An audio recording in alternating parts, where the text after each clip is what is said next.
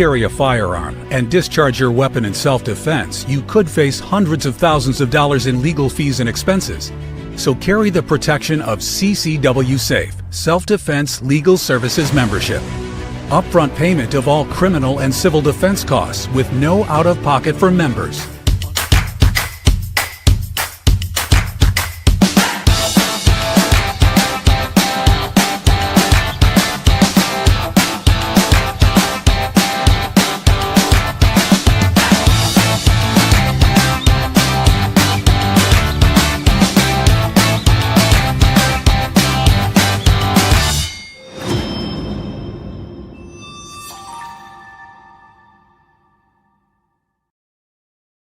And we are back. I'm Chris Evans, the CEO of Survival Dispatch, joined tonight by my good friend Randy Nance, back home in Texas, combat wounded Green Beret.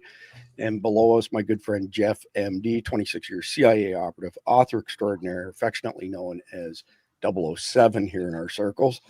And single lot 711 is tied up with the war, for lack of a better term, that's going on in Pakistan. It sounds like the Indians are getting ready to flare things up on the Western Front. There've been all kinds of terrorist attacks in Pakistan. There's no good news coming out of there right now. Khalid has been working for 2 days straight with nothing more than maybe a 20-minute cat nap here and there.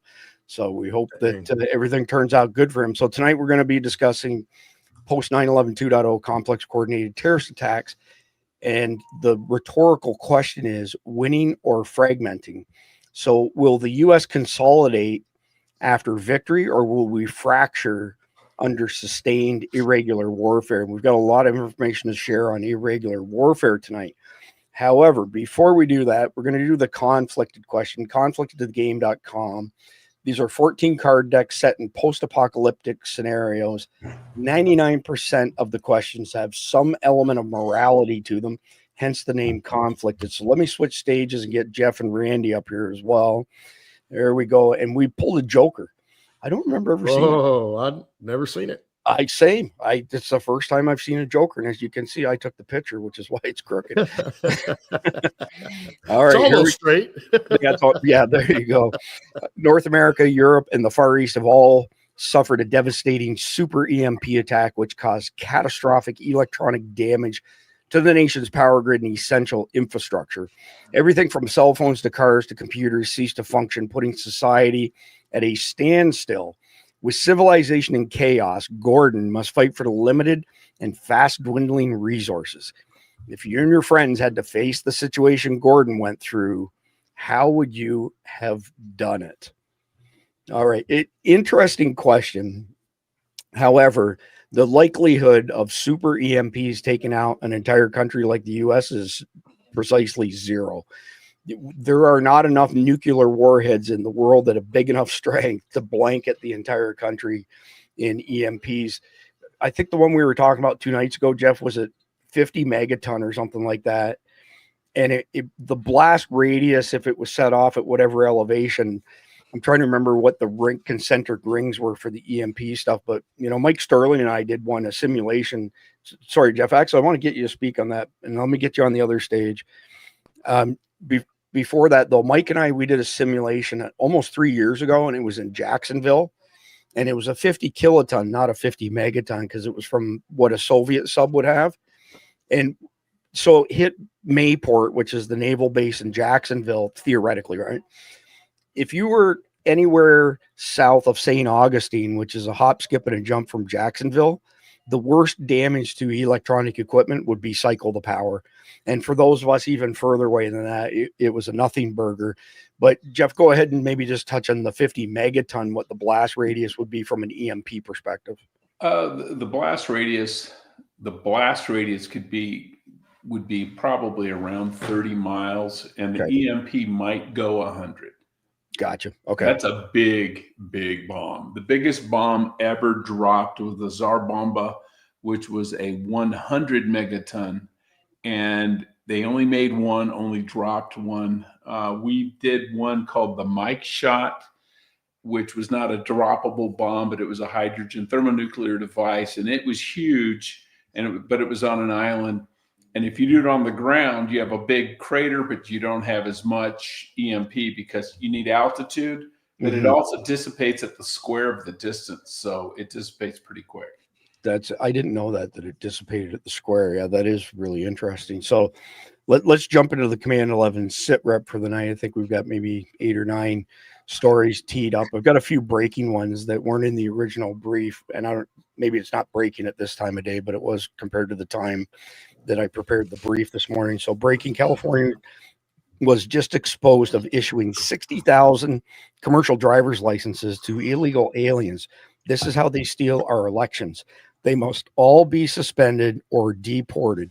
2 minutes and 14 seconds. I may not play the whole thing, but I'll play enough that you get the gist of it. California had issued 62,000 CDLs, drivers who entered illegally, John, or do not have a permanent legal status as required by the feds. California sanctuary laws prohibit asking applicants their immigration status. Governor Newsom said there's not a problem. Back to you. Did I hear you right? Did you say 62,000? That's correct. Oh, my goodness. It's a federal audit. William Langeness for us. William, thank you so much. Let's bring in the acting ICE director, Todd Lyons. I was really taken aback with what William just said, that California gave out 62,000 CDL licenses. What do you make of that? Well, John, what's even scarier than that is some of those were real IDs, right? So those individuals who aren't supposed to be in the country, anyways, can get on commercial aircraft, can travel. Now they have CDLs where they're transporting hazardous goods. And John, just think about this. That's just California. When you think about all these other sanctuary states that are doing the same thing, there are so many states that are giving these CDL drivers licenses to people that shouldn't be in the country anyways. This individual yesterday, he crossed the border in 2022. Unfortunately, under the last administration and the catch and release policies, Border Patrol had to let him go. And now look, we've had people lose their lives and more people are injured. It's really shocking that more people aren't up in arms about. Man, that's just brutal. That one in California yesterday, I don't know if you all had seen that video before now, but those people in the first couple cars were all DRT. Absolutely brutal. I don't know if either one of you want to comment on it, but I'll go to you first, Jeff, for your thoughts on CDLs being given out. Yeah, there's the public safety issue, obviously, and we know what that is. But the other one is California, most of these places have motor voter laws, which means you can register to vote. And if they don't, by law, they can't ask you if your immigration status. That means they can't ask you if you're a U.S. citizen. Yeah. And that means they can register to vote too. So it may be 62,000 CDLs, but it could also be 62,000 illegal voters. Yeah, it's just insanity. Randy, I don't know if you want to weigh in on it all or not, but this is purposeful sabotage. Yeah, well, it's just so I'm thinking, you know what I mean? Not just find and deport all these folks. Somebody issued those. And somewhere along that chain of command, somebody needs to be all the way up to the governor, need to be held responsible and put in jail, because not only did they just do that, you have to realize 62,000, even if that was over the 4 years of Biden, that's a lot of people. How did they know they could go get a CDL there? That word had to have been put out. They had to have advertised it and brought those people there to do exactly that. And again, that's illegal. While you were hunting, so I'm suspecting that you didn't get this because you were 12-day hunting trip. Yep. There was an illegal granted a driver's license in New York State, Randy, CDL driver's license. And do you know what it said for his name? No name given. Oh my no name given CDL That's license. Ridiculous. And it was a real ID. Yes. Oh man, that's just unbelievable. Purposeful sabotage is all it is, but just ugh. So speaking of Texas, by the way, Randy, I don't know if you caught this earlier today, but the authorities went on a tear in South Texas today, Colony Ridge, just north of Houston, where this facility, or not facility, I should say community, has been built for illegals to basically find home base and live without repercussions. Well, they went in today and they smoked a bunch of them.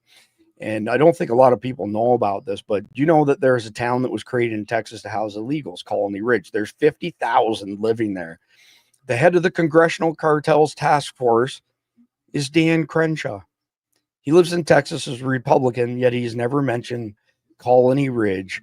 Why is that? And there's all kinds of videos I'm not going to bore people with because it's just helicopter footage. But Randy, I mean, this is not too far from you. You're on mute, Randy. Oh, You're another good. one triggered. Yeah. So I have two too, Jeff. Somebody in the chat yesterday said I'm jockeying for the, having the volume off more than Jeff. And they're probably right.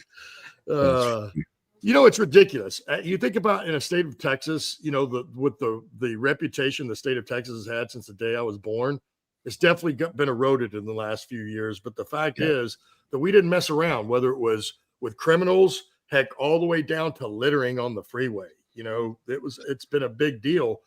But, to see just like this, Crenshaw, man, what pains me the most? This guy's a freaking veteran of combat. And now he's up there doing what he's doing. He just followed right in line with those folks.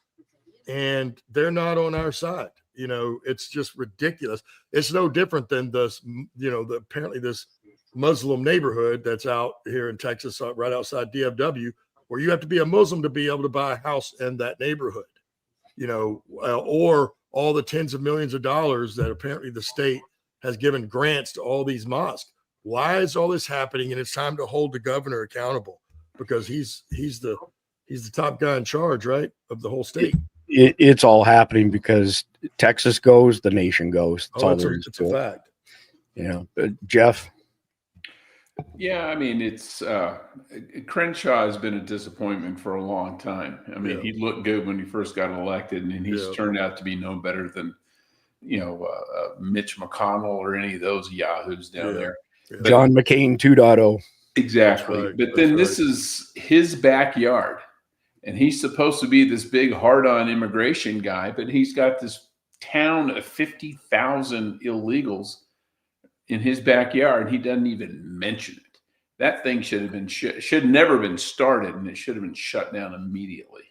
Yeah, totally. And he needs to go. He's another one of those who's just useless. He's a WEF Young Global Leaders graduate. Yeah, he needs to be bounced. That tells you everything you need to know. Well, so John Curry just said it, that he's I think it was him. There's a lot of Bush Republicans in the state, and that's the problem. Yeah. Even with Abbott, the governor, the Bushes still own the state, and and that's unfortunate at this point in time. It is, Randy. So back to the CDL situation again. So Brendan Dilly's got a great question. When do we start charging former Biden officials for their role in releasing illegals who go on to kill Americans?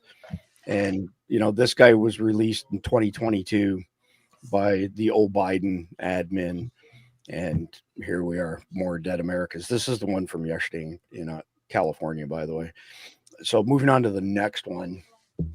FBI has intel and evidence the 2020 election was stolen through a global election fraud cartel with the help of interference of Democrats and foreign nations in conjunction with USAID and AWEB. This exact method and scheme to push communism through multiple countries through various methods, including rigging elections, is linked to over 109 countries, including South Korea, Canada, Brazil, Australia, Iraq, etc., and is connected to the USAID and a company called AWEB, and American taxpayers are paying for all of it.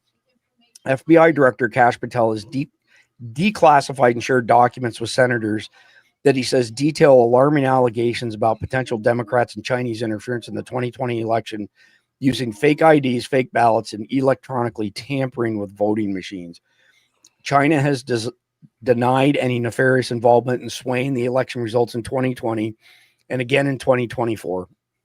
Trump allies have alleged that China rigged the 2020 results in Joe Biden's favor, invigorating hardcore supporters to march on the Capitol, leading to January 6, 2021. I don't know why this asshole put the riot on January 6th was anything but. Patel shared the update saying that the Chinese Communist Party, CCP, and potentially others are alleged to have been involved in interfering with the 2020 election outcome. Shocking. Absolutely shocking. Are you shocked, Jeff? I'm shocked. You're on mute. Yeah, I've never heard that before. This comes out of the blue. It's next thing you know, you'll find out fish swim and water is wet. But shocking. Absolutely shocking. Randy, your thoughts on are they going to do anything with it? Randy, is the FBI going to do anything with this information? Well, it seems like that would have happened in conjunction with the announcement, at the same time, or maybe some arrests beforehand, and then them come out and say, this is what we're doing and why. So I would say not very likely. Yeah, you'll never be in office because that makes far too much sense, Randy. Yeah, no, that's I hate, right. I hate to break the news to you. Well, that was my problem in the Army. That's one thing I definitely learned in the Army. If it makes sense, you are definitely not doing it. Boy, howdy. There you go. California politicians want to arrest federal agents for enforcing federal law. We just sent them a letter. Stand down or face prosecution. No one threatens our agents. No one will stop us from making America safe again. So this was addressed to Gavin Newsom, Rob Bonta, Nancy Pelosi, a couple other people. Throw them in jail already. What are you waiting for? Yeah, no shit. Yeah, I just don't need me reading it, but how freaking insane is this, Randy? You've got asshole politicians trying to arrest federal officers for enforcing federal law. They lost their dang mind. Which, I don't know. It's where somewhere that we've went sideways as a society, this country, and it wasn't just the state of Texas. Most states wouldn't have put up with that at any time or form, or even the people. But somehow they, between the media and the smart people that led this whole little charge, have made Trump out and us that support him such bad people. We're Nazis, you know what I mean? We're rapists. We're all those things that isn't true. But apparently that was in design for just like this. Now, everybody that's still buying into the left and the media won't believe any of this. We're all just telling lies. None of this is true. We're making it up. It's just ridiculous. Yet we still, all of us get to watch this kind of thing play out every single day. And now it is like not just every day, it's almost every hour. It's beyond ridiculous. As I've said before, there's no reconciliation. There's no fixing this. There's only two paths forward for America. Either we become balkanized or we have another civil war. Not that I want that to happen, but there will be no reconciliation. It just ain't going to happen. What's because, there's one side that wants to live in an alternate reality, and they just don't ever, whether it was in 2016 when he legally, fairly won an election, they just couldn't believe it. And we all know now it's because they cheated and they just didn't cheat good enough. And he was still able to thread that needle. It's a God thing. Yeah. And so that's why they didn't believe it. They didn't believe it because they were cheating. Yeah. Jeff, your thoughts on that? Well, yeah, it's illegal. I mean, locals do not have authority over the feds when the feds are enforcing federal law. But the other thing is someone's going to get shot. I'm hoping that you won't find a local police officer stupid enough to try and arrest an ICE agent for arresting an illegal. But if you do find one dumb enough and you get some cop draws a weapon on an ICE agent doing his job, there's going to be a problem. And at some point there's going to be a mistake and someone's on one side or the other is going to get shot. Yeah. It's already happened. It just happened in LA not a few days ago. But it was a U.S. Marshal and an ICE agent. And the original report said that an illegal was shot, and it wasn't an illegal. The ICE officer got shot by the U.S. Marshal. Well, and I don't think that was the U.S. Marshal going after the ICE guy because they're on the same team. Right. I have a feeling that was just a friendly fire incident. Shots were fired, someone was downrange and went through a car. Could be. Somebody. Yep. That's accidental, but I mean, there's going to be something on purpose. Yeah, I agree 100%, unfortunately. All right, next one up. 3 ICE agents seriously injured after another vehicle ramming attack. The suspect, an illegal alien from Kuwait, was being harbored by Sanctuary Governor Gavin Newsom in San Diego. The message from the Democrats, their illegal aliens, remains the same. Murder federal agents, 24 seconds. 3 federal officers have been heard after a driver who ICE claims is in the country illegally allegedly rammed one of their cars. It happened yesterday in San Diego. According to the ICE San Diego field office, he was wanted in his home country of Kuwait and has a violent criminal history. The officers and the man were treated at a local hospital. ICE says it will be pursuing criminal charges. Imagine that. So there you go. I mean, it's not a shooting, Jeff, but the incitement of violence it's a daily thing, multiple times every day. But again, that's a foreigner, hurting ICE officers. I'm waiting for a LAPD guy to draw a weapon and an ICE guy to draw a weapon and someone's going to shoot. And that's what they're creating with this. We're going to arrest ICE agents for doing their job. Yeah, agreed. Randy, your thoughts on this? It's just incessant incitement of violence. Well, it is. The problem is that they're being allowed to do it. You know what I mean? It's just like what we spoke about. If you're on the right side of things, and I don't mean right and left, and the powers to be, you can pretty much do anything online. As we mentioned earlier, you can show a gun, you can do all kinds of things if you're one of the criminals or one of the illegals, or if you're on that side of things. However, be a conservative, somebody that wants the rule of law enforced, and you can't do anything. And so until really, I'm just waiting for all the arrests to start happening in all the states, just like California, New York, Chicago, or Illinois, where all these officials get arrested and put in jail. And it's not because we're getting revenge on them. It's because they are committing crimes, actual, real crimes. And So- until we start holding people accountable, this is just going to continue to linger. And as we've watched, it's just going to continue to unravel and develop and get worse. Yeah, well, I'm black-pilled to the point where I'm not holding my breath. I don't expect to see anything happen. Well, I don't either. It's what needs to happen. And it makes sense. Yeah, it does. Yeah, there you go. Michigan Senator Joe Bellino loses it over Democrat leadership and hypocrisy. The head of the Lenawee County Democratic Party, Bill Swift, called for anyone that supported Donald Trump to be hung. Complete bullshit. For years, I've watched Democrats and their allies in the media. Yes, media, you are complicit. They spent years painting Republicans as a party of political violence. They told America that we're dangerous, that I'm an extremist, and I'm somehow threatened democracy itself.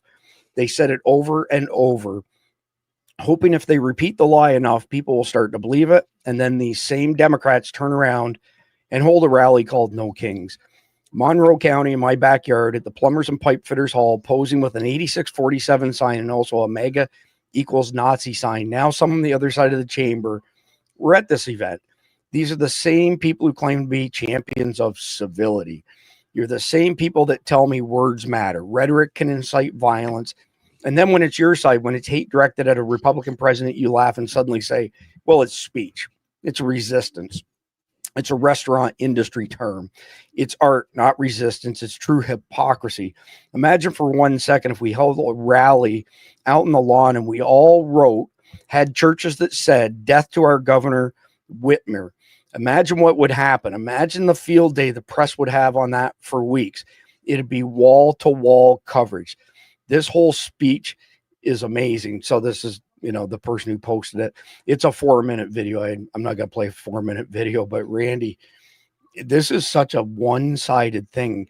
I don't understand anybody in their right mind could think that we're the side inciting violence. When's the last time a Democrat was assassinated by a conservative, libertarian? Even the rhinos don't kill Democrats. As far as I know, it has not happened. Same. Not one time, But Jeff will correct us if we're wrong. Oh, yeah, that very well could be, because he's got a better memory than I do. Who shot Huey Long? You'd have to go. He Yeah, may you'd have have been to a go Democrat, back. but I think he was pissed off about not getting a job or something. Well, again, until we start holding people accountable for that, nothing's going to change, because clearly, even after Charlie Kirk, the first thing the left wanted to start saying, well, it's both sides, when it has not been both sides. It's only been one side since 2016, really 2015.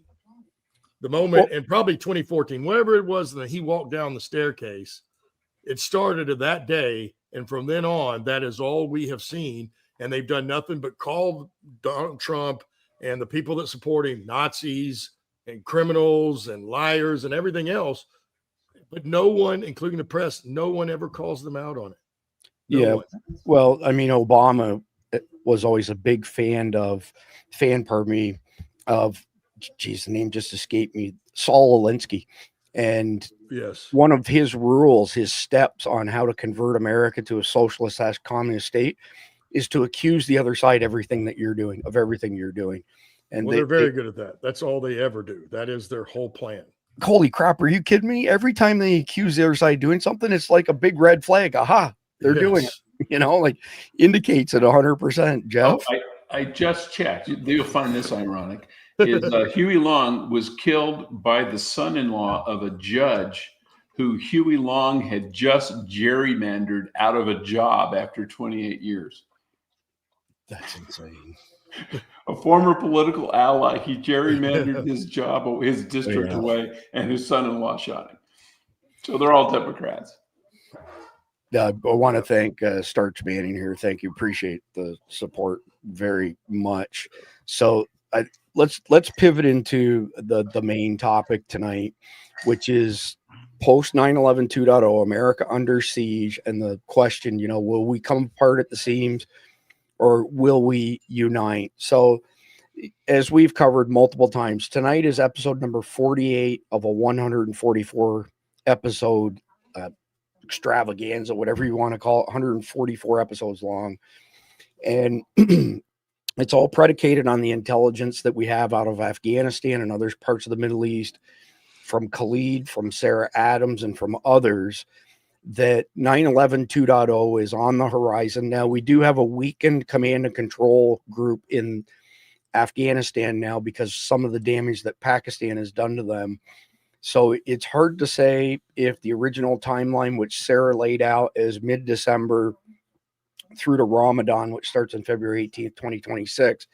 But even if it did delay things, postpone things, she said no later, the next spring sort of thing. So 9/11 2.0, for those of you who haven't been with us, and I have to say this because you can watch any of these 144 episodes in any order. You can watch one or two, you can watch all of them or something in between, and you'll get value from each of them, but there has to be context set. So 9/11 2.0, the intelligence basically shows that 10 to 15 tier 2 American cities, so population 100,000 to 500,000, attack simultaneously.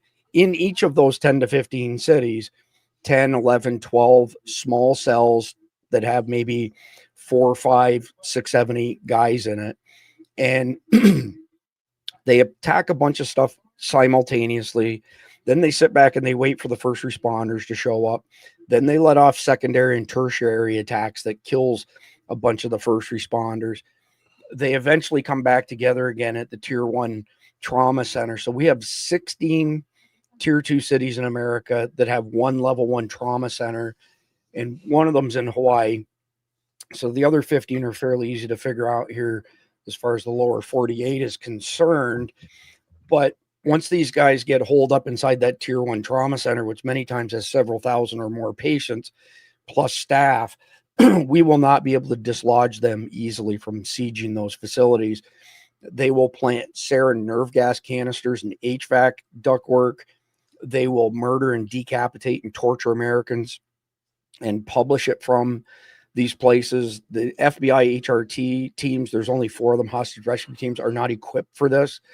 The only guys that we have that could tackle this are Delta team and with backup from the Rangers.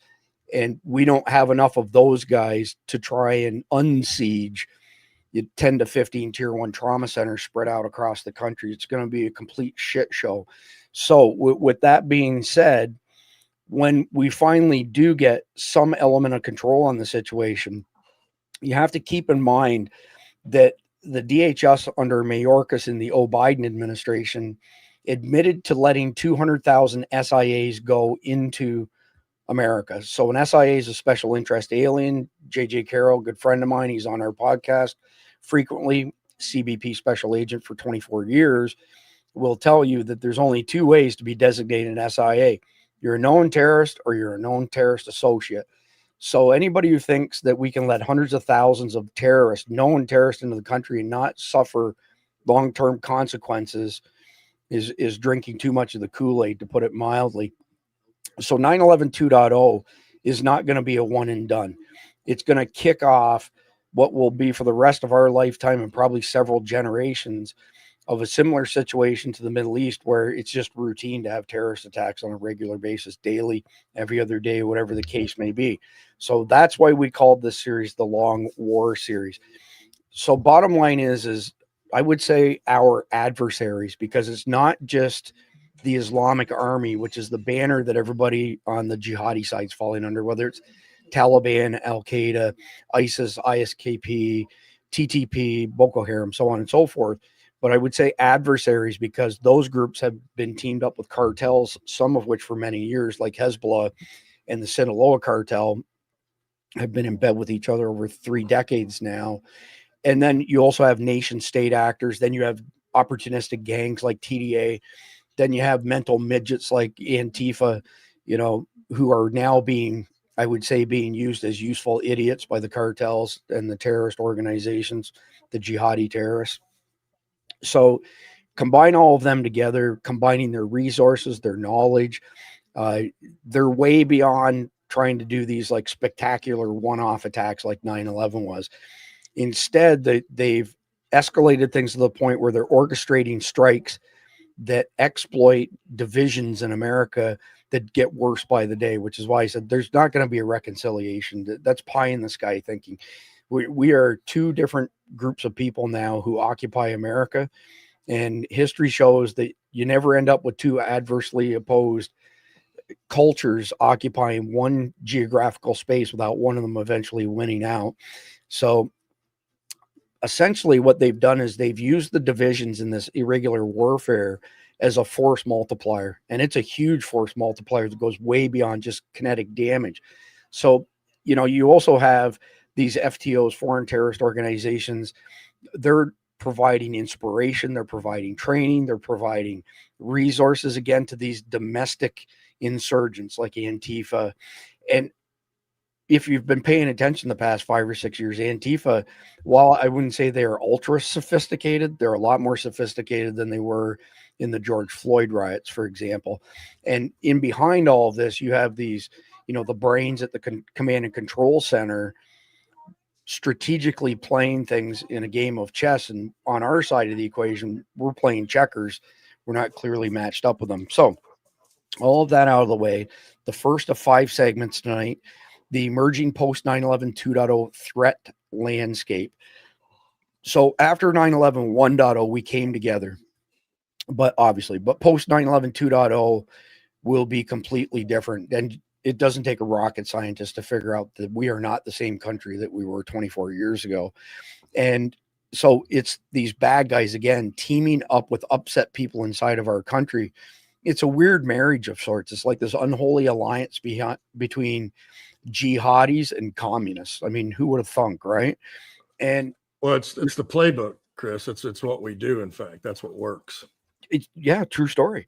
And I would say that you've got it's a force multiplier because you've got them all coming together essentially, but they're also using social media very extensively, to recruit people, to radicalize people. And they also have become really good at hiding behind apps that no one can crack. Yeah. They spread hate online. They're sophisticated enough to use real VPNs.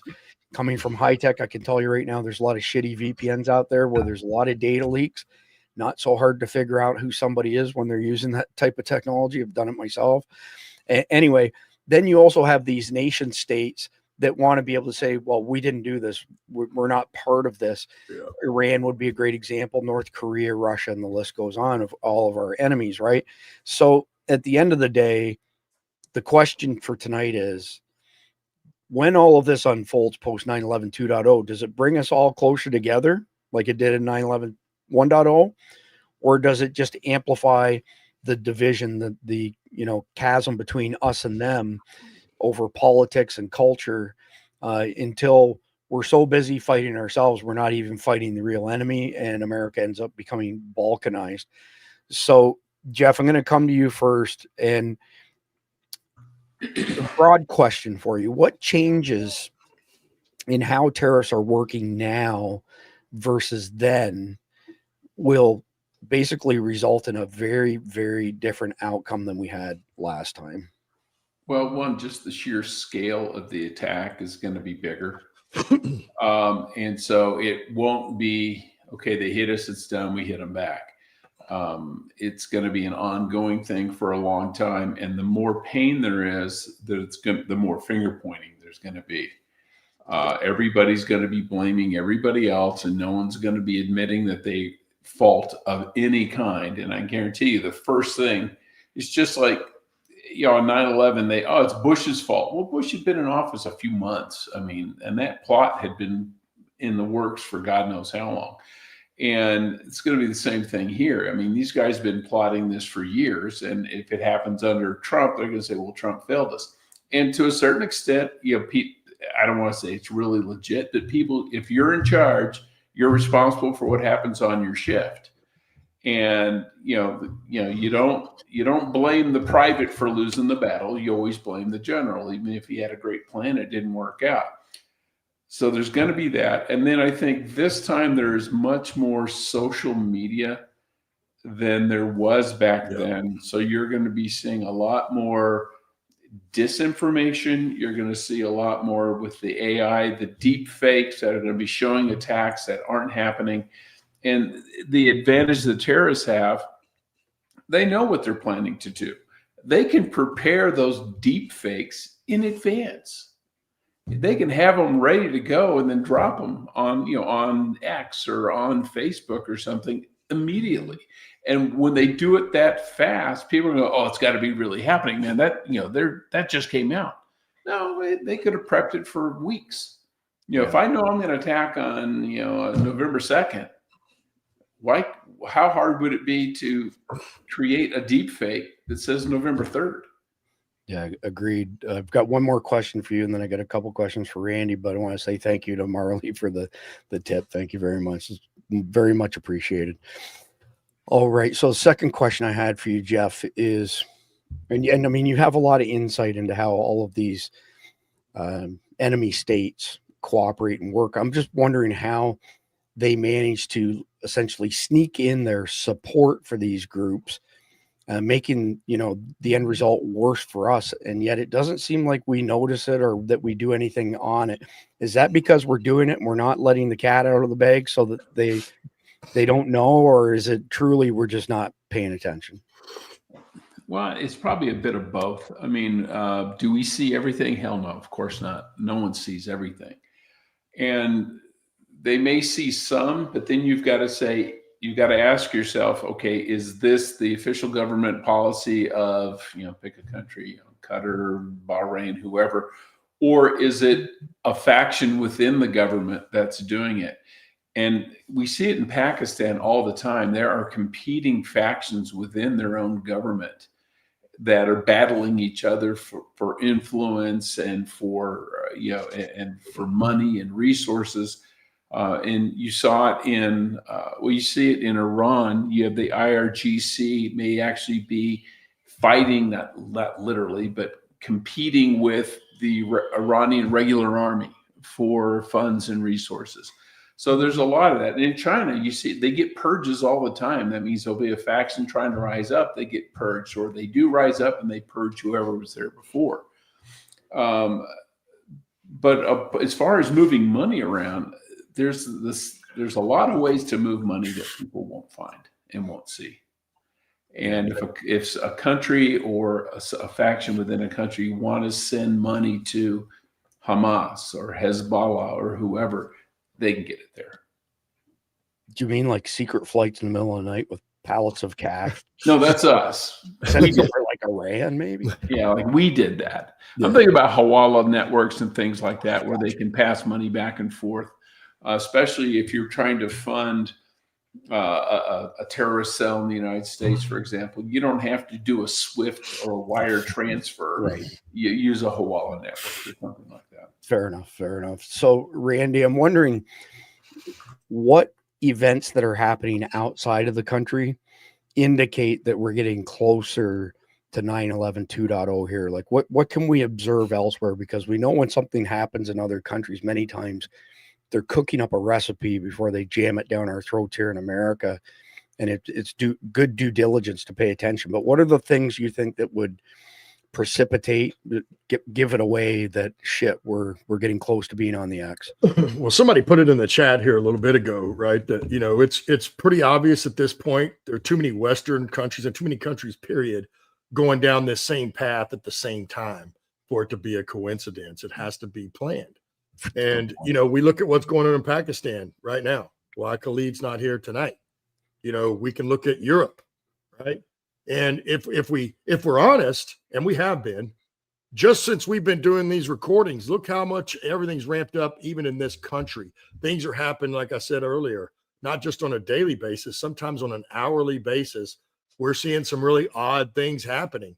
This doesn't make the news, but my girlfriend today went to go do dialysis, and there were two, she said, basically Muslims dressed in European clothing outside that put off a weird vibe, and they weren't there for any kind of treatment. They weren't dropping anybody off or picking anybody up, but they were there observing the clinic and the hospital right there. And, it gave her a weird feeling. I said, well, you're probably not far off. I mean, we know this is happening, but it's like we've said all along. All we have to do is look at Europe and other parts of the world. And as those attacks are ramping up and becoming more, I hate to think, we haven't looked in a while. How many do you think terrorist attacks have been since September 11th now? How many do you think have added since we last looked? Probably several hundred, I bet. So since 9/11 1.0, there have been 48,404 jihadi terrorist attacks. Let me pull and wasn't it at 47,000 something last time we looked? Yeah, it was like 47,100 or something like that. There's been a ton. And all that ramping up is telling, it's the same thing, right? Things build momentum, and we're watching it build momentum right now. And then you look at we don't have to look around the world for this. You look at what's going on in Houston, and definitely what's going on in Dearborn, Michigan right now, right? With the Islamic population there, it is getting out of control and off the hook. And it's getting to the point we're going to have to do something about it. So guess what that means? That means the first punch is probably coming. Yeah, good point. So check this out. This is the religionofpeace.com. I've been following this guy for over 20 years. And so there's your number right here, 48,405 deadly jihadi attacks since 9/11 1.0. But he does a really good job of keeping this update. So 2 days ago in Pakistan, 6 civilians are burned alive by the TTP refusing to pay GIZA. What's that again, Jeff? JIZYA? I think it's a tax. Okay. Like, bribe protection money or some bullshit. Yeah. So this is like a 30-day report that you can get off the front page. So list of killings in the name of Islam the past 30 days. Well, check it out. There's another 3 killed today in Pakistan by bombing a police post, then attacking first responders. So you ready for this? In the past 30 days, there have been 133 Islamic attacks in 18 countries in which 462 people were killed and 331 were injured. I mean, these are not small. It's building momentum, and even in our own country. Now somebody keeps in the chat because we haven't mentioned the U-Haul thing today. But it's just another thing in another hour of all this ramping up. There's no doubt about it. Something's about to happen, whether we like it or not. Yeah, we have the U-Haul stuff queued up because it dovetails with tonight's topic perfectly. I figured. So, it's coming up. But I got another. So be patient, folks. Be patient. Yeah, it's coming. And I'll be honest with you, that whole thing was bullshit. I don't even know if I believe that it wasn't staged, but we'll get into that when we get to it. Yeah. But it's fishy as all get out, and I'll explain why when we pull the videos up and stuff. So, Randy, one more question for you is, we've seen fragility in supply lines since COVID, Charlie 19. How could one attack, basically take a shaky, supply line or supply chain even and shut down the entire economy? Like, I can think of a number of things, but I want to hear your opinion on something that's kind of iffy. And if the terrorists attack it, it's going to have massive effects on our entire economy. Well, it's a fact, you know what I mean, that one of the reasons we're so good at war, and including the Civil War, while the North effectively won easily, actually, although it was a very bloody and a very costly fight, it's because we have a resupply that cannot be beat. You know what I mean? What was the problem with Germany? Really, what stopped Germany, besides he was a lunatic, is they didn't have enough resources. Yep. And they couldn't get the supply chain running as good as we. So then you take it to our country and you think about our whole lives until 2020, right? We never had any disruptions in the supply chain. There were little here and there, But now it's gotten to be fairly fragile, I would estimate. You know what I mean? That in many different areas, whether it be chicken, eggs, beef, you name it, we could go across the board, vegetables, fruit, where they're, I think I saw something where they were killing a bunch of, or eggs, getting rid of a bunch of eggs or something here recently. You know what I mean? We're talking the tens of thousands. Our food supply chain is weaker than it's ever been before. You attack the food supply chain any further, there's an example of a fragile supply chain. And you don't have to attack it now, right? All we have to do is, like what we said, by the third or fourth day of these things going consecutively, no one's going to work or school. So guess what that means? Everything stops. Big time. Everything stops. And then what happens if you don't get that back up and moving? Within 3 months, 60% of the people will probably have starved to death. Well, you want a good example of the beginning of something like this? Due to the government shutdown, there's no SNAP funds going out on November 1st. I've lost track of how many videos I've come across on X from black people saying that they are going to rob white people in the parking lots when they have a buggy full of groceries, and they're going to shoplift whatever the heck they want. It's you got to believe these people when they say stuff like that. Well, and I've seen a couple of videos lately where they're showing kids, and they're the black adults are having the black kids beat on white kids. And I'm like, whether it's that or y'all think now that you're not getting your free handout, and not all black people are getting a free handout. That's a fact. I know plenty of people that have jobs and they're not on those systems. Agreed. But the people that are, that's going to be a fuck around and find out moment. You're going to keep pushing that type of thing. So then don't cry when the find out part starts coming around, because we're not going to put up with that type of behavior. And I'm talking about law abiding citizens. I'm not just talking about white people, that believe in the rule of law. We're not going to put up with that. And honestly, that's what it's really going to take, is for most of society. It doesn't matter which race you are. If you're for law and order and you want things to go back to that, we're about to have to stand up and make that happen. And what kind of American are you? Yeah. So, Jeff, I got a question for you here just to kind of wrap up this first segment. If these attacks, like after 9/11 2.0, and you've got all these small attacks happening in bunches over time, how does that beat people's spirits down more so than just, say, a massive single event? Like, they could probably attack a football game or a concert and kill 100,000 people. But these small attacks, I think, will have a more lasting effect. Don't you think? Yeah. It's the death by 1,000 cuts. There's no, and humans, especially male humans, tend to be more linear thinkers. There's a beginning, a middle, and an end. But if there's just these constant little attacks, there is no end. So there is no time to catch your breath, to take, to relax for a second, to maybe think, okay, at least I get some sleep tonight. They caught the bad guys. No, because there's always going to be more bad guys out there. And it's going to be on the news constantly. They're going to be, it's just that constant little drip, drip, drip. It's like the Chinese water torture. And so it's the lingering uncertainty of it all. It's going to mess with people. Yeah, I knew you would have a good way to frame that. So let's move into the second segment for tonight, which is the anatomy of complex coordinated attacks. And I'll start by saying, if you have not seen the movie Hotel Mumbai, watch it. It's a very realistic rendition of what happened in Mumbai, India in 2008. Jeff has laid out examples where CCTA's, complex coordinated terrorist attacks, have happened prior to that, but that's the one that's typically referred to as the blueprint for 9/11 2.0, and it also happened in Paris, November of 2015.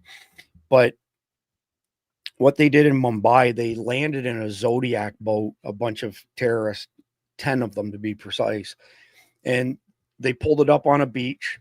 They got off the beach. They had big bags, like they looked like hockey equipment bags. 2 of them immediately went to the local train station, or the closest train station, I should say, and they had full auto AK-47s, and they killed 50 people in less than 2 minutes. That's how the thing got kicked off. But then there were all of these attacks all over Mumbai, city with a population of 18 million at the time. And then they all came back together again at the Taj Hotel, and they took control of the Taj Hotel. There were something like 360 or something people murdered, killed, and the Indian commandos had to land on the roof and then clear the building from the top down. Only one terrorist survived, and he was sentenced to death. But you had 10 guys, 60 hours, hundreds of people killed, and a city left in absolute, paralysis of fear as a result of that. Here's an interesting piece of this that people need to be aware of, and why I said there's a potential delay from this happening mid-November to mid-February and perhaps being pushed out to the spring. Those 10 guys were getting instructions from other countries, from the brains behind the stuff, the command and control center. So Afghanistan and Pakistan were two of the countries where you had these commanders watching everything unfold in the news, everything unfold on social media.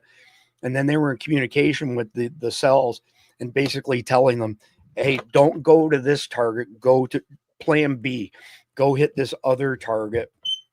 And that's precisely what's going to happen with 9/11 2.0. And because of the damage that Pakistan recently did to Afghanistan, there's some questions around, did we take out, or did they take out enough of the command and control centers that they no longer have the ability to coordinate these attacks from afar?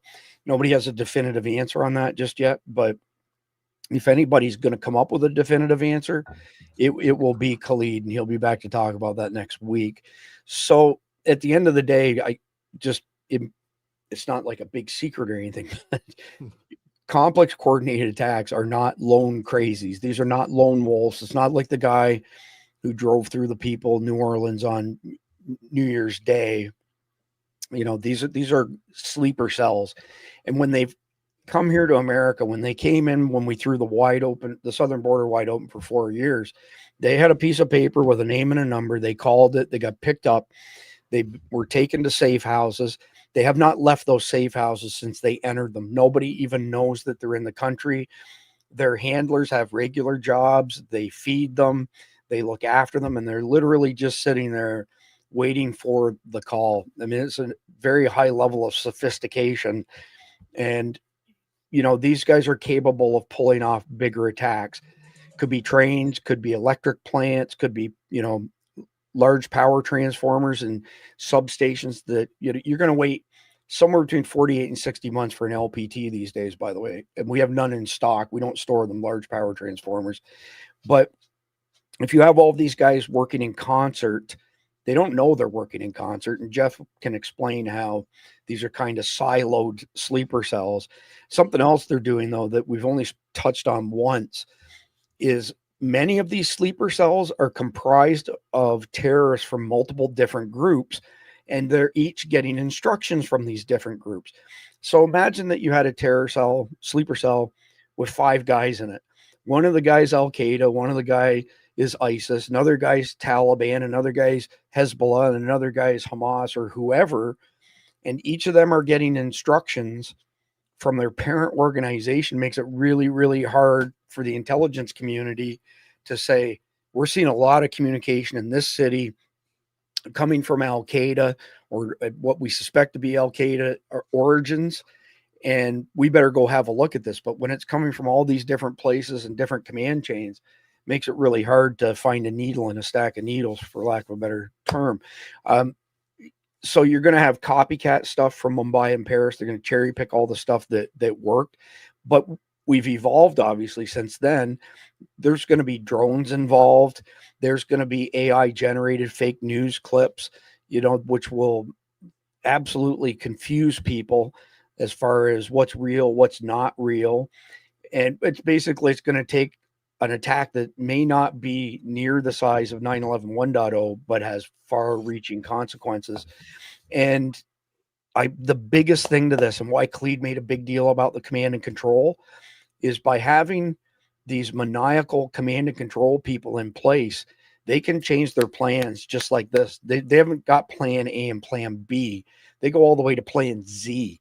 They have mapped this out, many different ways so that they can pivot as necessary. So, Jeff, I'm going to come to you, or actually, Randy, I'm going to come to you first this time. Apologies there. And I'm wondering what your thoughts are on hidden tools. So, secret chat networks, secret software that's been written, let's say, by the IRGC.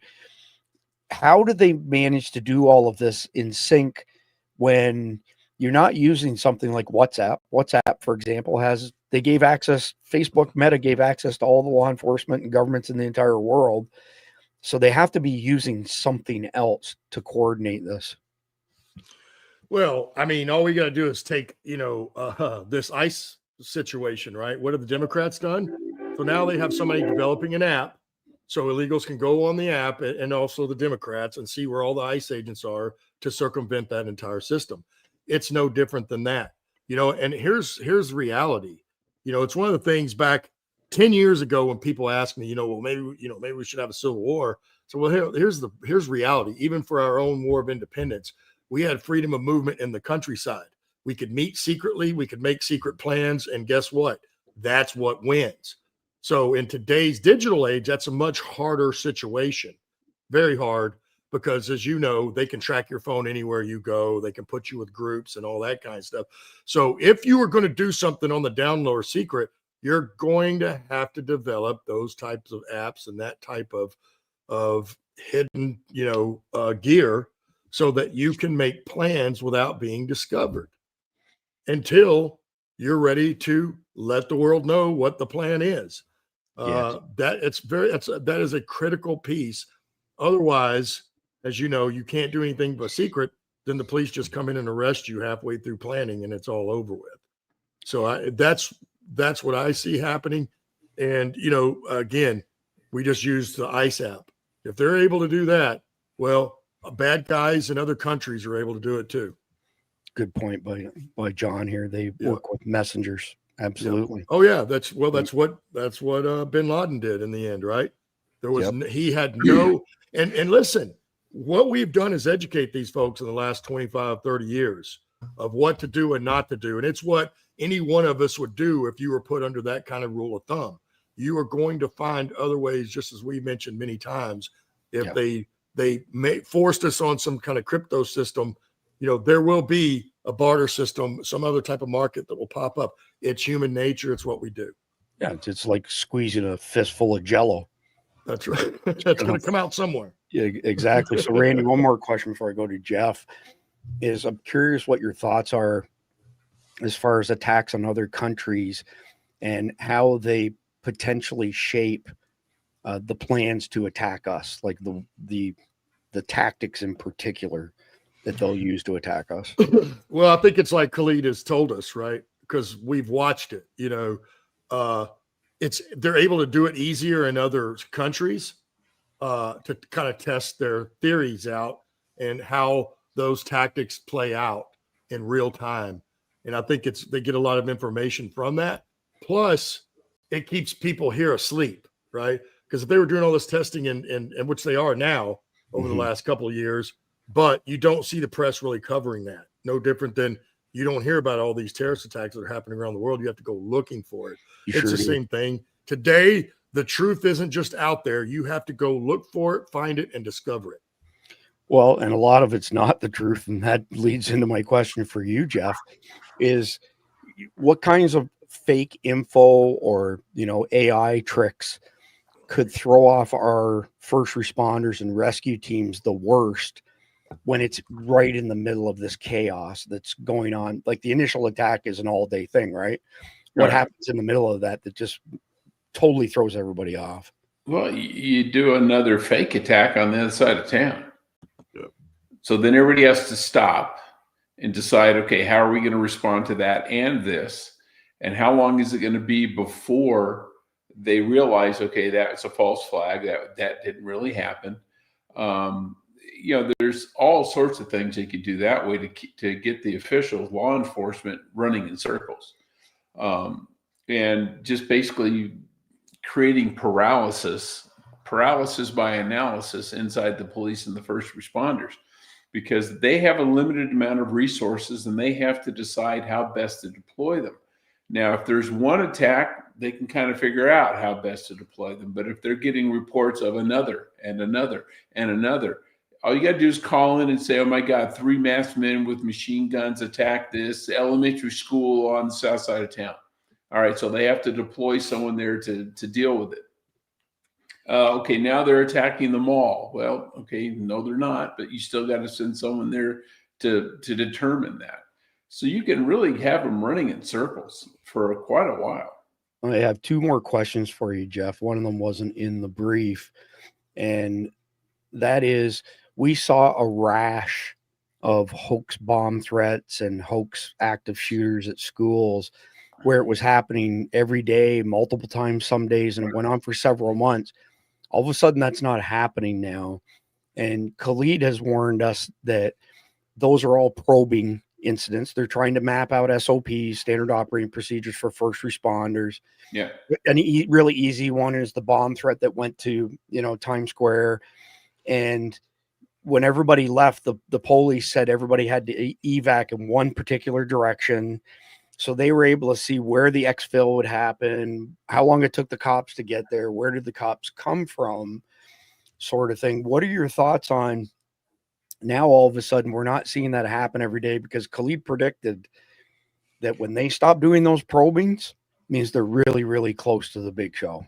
It could very well be. I mean, we see it in war all the time. Randy can attest to this. In Vietnam, we had our fire bases, and the Viet Cong would routinely lob in 4 or 5 mortars and then disappear into the jungle.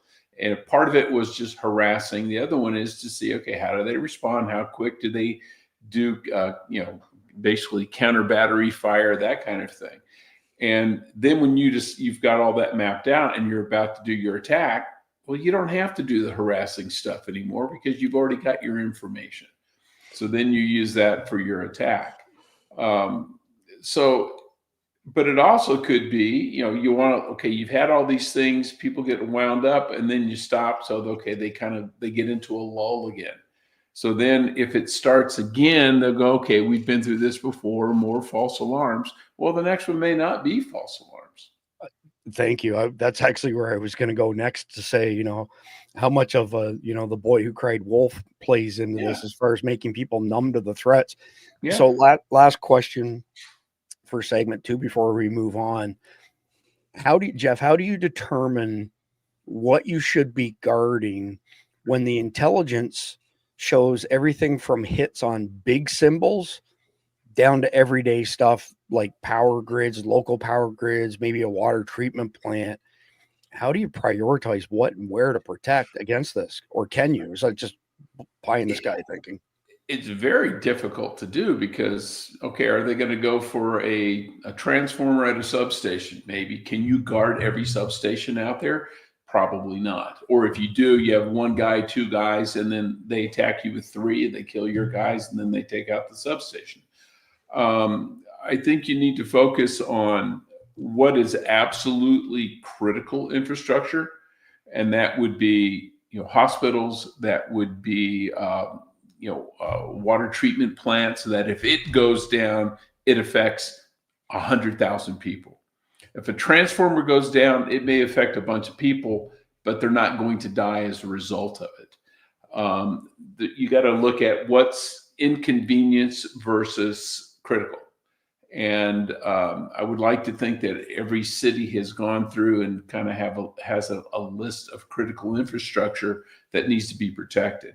And it's not going to be necessarily your neighborhood. It's not going to be your school because, and you get a major city, there's scores, if not hundreds of schools. Yeah. And you don't have enough police officers to adequately protect every single one of them. So if something happens, they're just going to cancel school and kids stay home. Yeah, that wouldn't surprise me at all.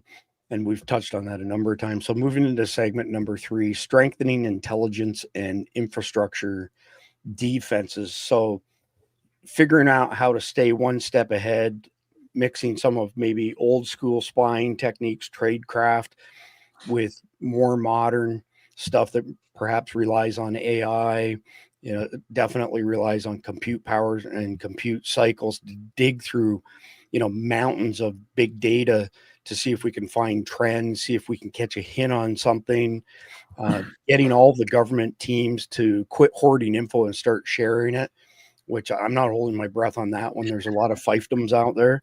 And then on top of that, I'd say we need to beef up things like bridges, our power grid, especially the transmission lines, not just substations, roads, all kinds of stuff.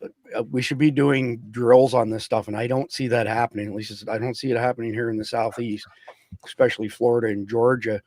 And then the other part I think that needs to be addressed, and I did catch something in the news this week, is having the ability to quickly deploy experts to fight back against this stuff. So apparently Trump is spinning up a National Guard, QRF, quick reaction force that can be deployed anywhere. I think the problem with that is that we don't have the resources to, make that happen overnight, and the potential to coverage 10, 12, 15 cities all at the same time. And the terrorists know this. Obviously, that's why they came up with the plan, right? So, Randy, I'm going to come to you first on this. And there's a balance. There's always a balance between civil liberties and what we need to do to maintain security. Where's the line, in your opinion, of we need to uncover these hidden plans? So we need to look at what people are doing online, but not to the point where we're invading people's right to privacy. There's got to be a demarcation point somewhere. I'm just wondering where you think it might be. Well, in my opinion, we already have these federal agencies for that very reason. Problem is they're not doing their jobs. You look at the NSA and other things, and we know the kind of signals and other stuff that they absorb, pretty much anything except some of these newer apps. So, but we can also go back to what I've been saying. The CIA has been warning for 2 years there's going to be a major attack on the power grid, but no one has done anything about it. There's no more protection. We didn't upgrade anything. We didn't order any backups. I mean, it's like we're just leaving everything wide open for it, so it has the biggest impact possible. And in my opinion, and I get it, we're a constitutional republic and everybody has rights. But in my opinion, when this thing kicks off after that first shot, all that shit's off the table. Then we need to be able to do whatever we need to do to put this down and deal with it in a quick and brutal way to where it ends. We already have the Patriot Act signed. So really, we don't have those rights like what you're talking about anymore.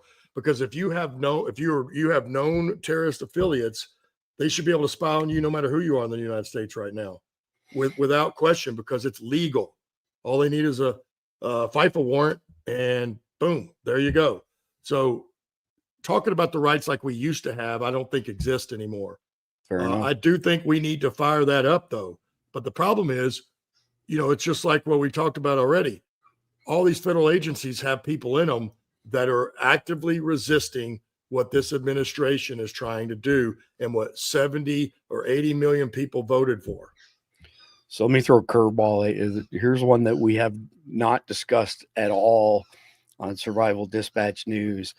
Can you think of any rural targets or infrastructure that we should be putting fairly high on the list of things to secure and lock down right now? Well, just thinking about, wants and needs, we definitely should be any of the electrical components that are out there that help run power for people, that keep people alive through winter and summer. Any water installations, you know what I mean? And down to even, I think some of the nuclear reactors are out fairly in rural areas for obvious reasons. Probably should protect those fairly well too. That could be a devastating event. But, and then you think about, but I don't know how it would be possible, because you think about all the little airports too, right? Not just your major big airports. And I'm not talking about all the down to those little bitty flight lines, which there was a couple last week in Idaho, believe it or not, out in the middle of nowhere. There was all of a sudden a windsock and a little just an airstrip. It was dirt basically. And that's what I thought. I wonder what they're using those for. Of course, none of the locals had any idea. Yeah, imagine that. That's crazy.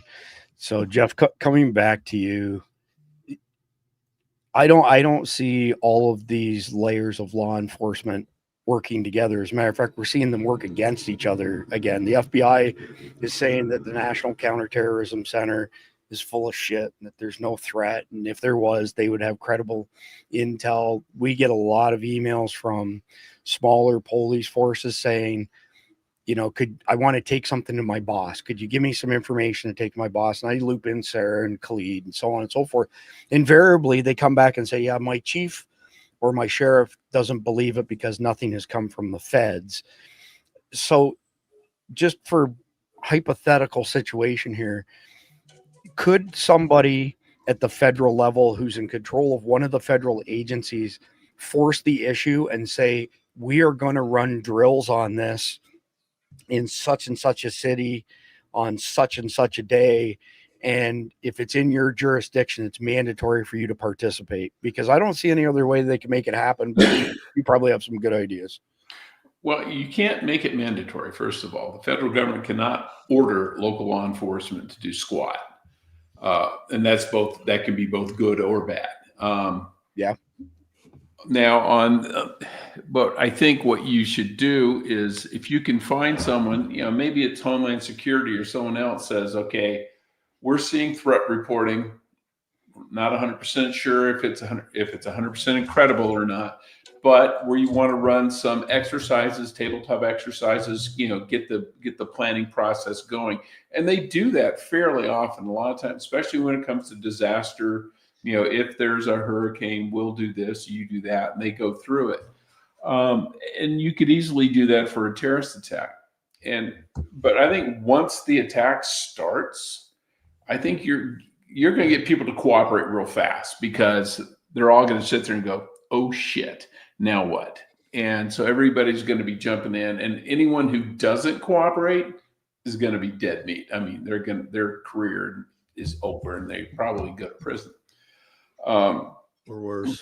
But yeah, it's going to be hard to get all these different groups to coordinate unless you have a unified front from the federal government. As long as you have people within the federal government going, that ain't ever going to happen, don't waste your time, you're giving people at the local level an excuse not to use their valuable resources on that. Because everybody's got budget issues, everybody has manpower restrictions, and they don't want to spend their money unless they're convinced they're going to get bang for the buck. So before I throw the last question for segment 3 at you, I actually have another one that just came up off the top of my head. And you know what? I'm going to roll with the final question because it'll work better flow-wise. What countries could we team up with, Jeff, where we could get some element of heads up alerts from them, but not end up having data leaks that they share with our enemies? I'll be honest with you. I don't trust Israel. I don't trust India, Pakistan. I don't trust any of the countries over there at all. They all have bad habits of smiling to our face and stabbing us in the back, but we need eyes and ears, you know, on the ground. We need some element of intel. I'm just curious what your thoughts are putting that together. Honestly, I don't know. I don't know that you can 100% trust any country. No. Because again, you have factions within those countries, and to really get a heads up on this attack, you would need Middle Eastern countries, and yes. I can't think of a single one that I would trust emphatically. You know, I would, of the ones at the top of my head, the one I would probably trust the most, believe it or not, would be Jordan. Okay. You know, the George are pretty good folks, and they're reliant on us for a lot of, you know, foreign aid and things like that. But also, you got to realize they fought a civil war against the Palestinians and won. They have no love for the Palestinians. Is anybody over there? How come none of these Arab countries? They have a much more of a reason to dislike them than others. But you know, the Jordanians can be can be some good guys. And in Europe, I used to in the old days, I would say the Brits, but they've lost it. I would probably go with the Dutch, maybe. Okay.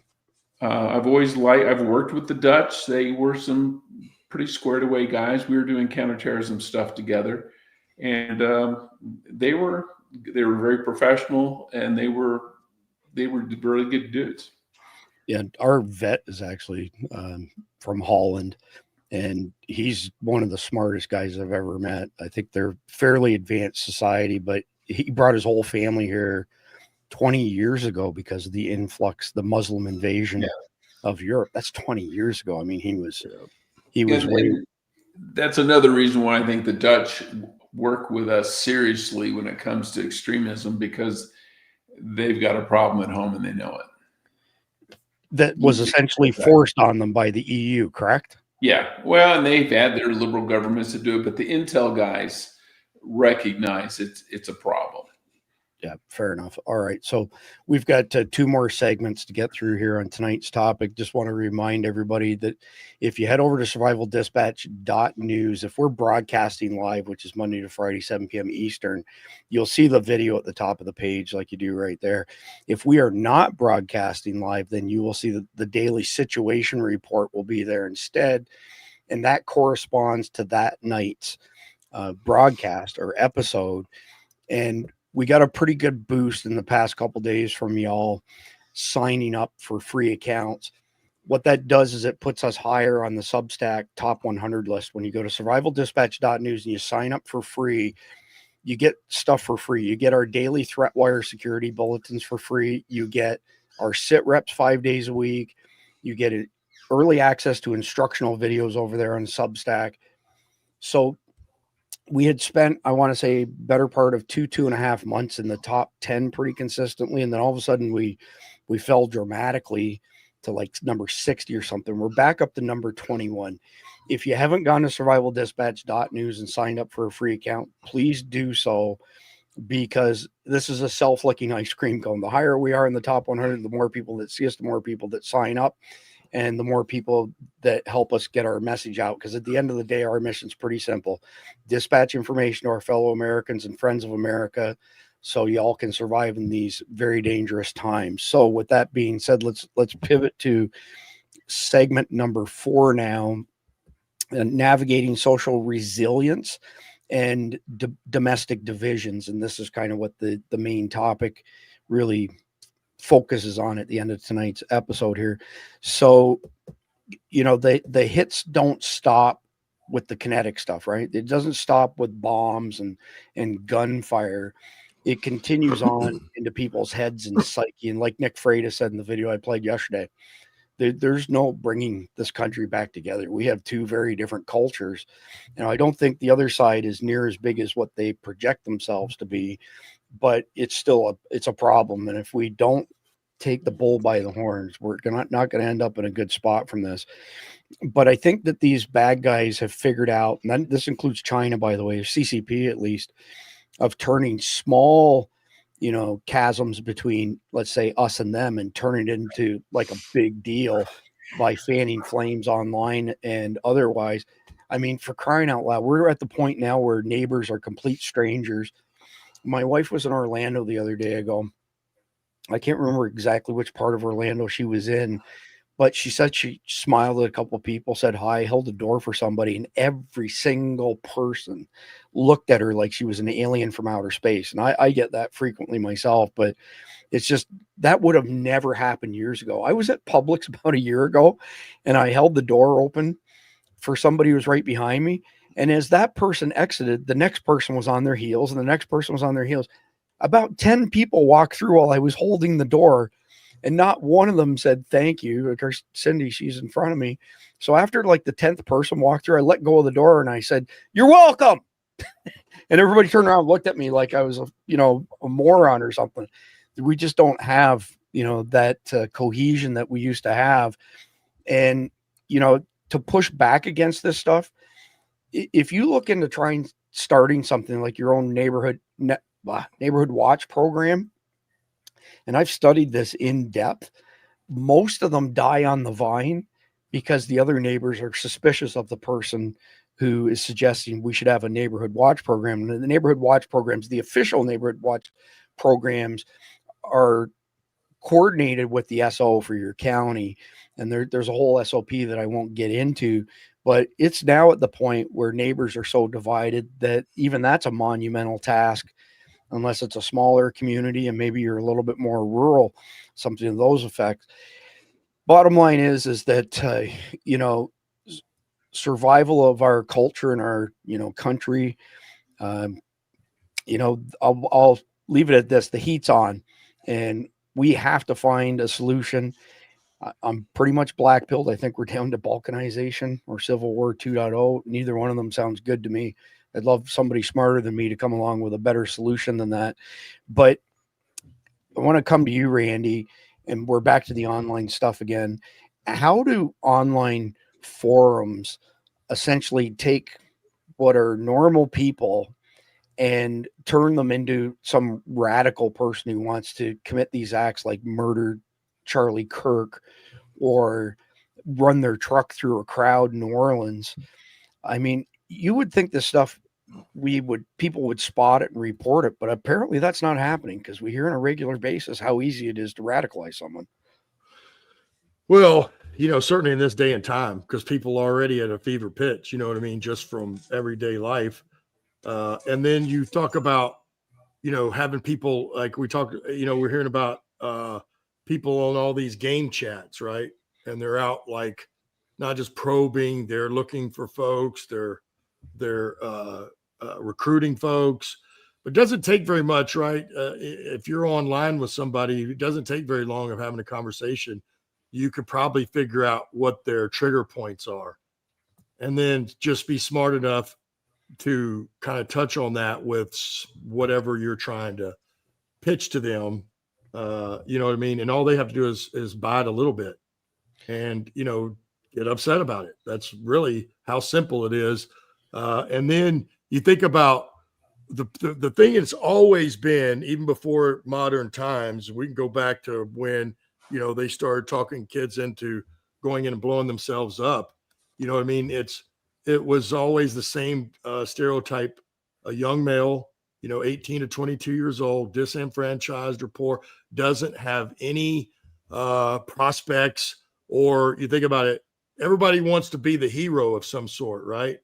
They want to be the big guy, or they want to be something they recognize, that everybody recognizes they did a great thing. And so all you have to do is paint that pie in the sky picture for them. And it's a crazy how many are willing to go ahead and pick up that charge. Well, let's say Cooks, for example, they told that guy was probably going to be a hero. All you got to do is shoot Trump and you will be remembered and a hero for life. And he was more than willing to crawl up on that building and take a shot. Cost him his life and he missed. But the fact is he went through with it. Who would you say the easiest targets are for radicalization? I'm sure they've got some plan for this, right?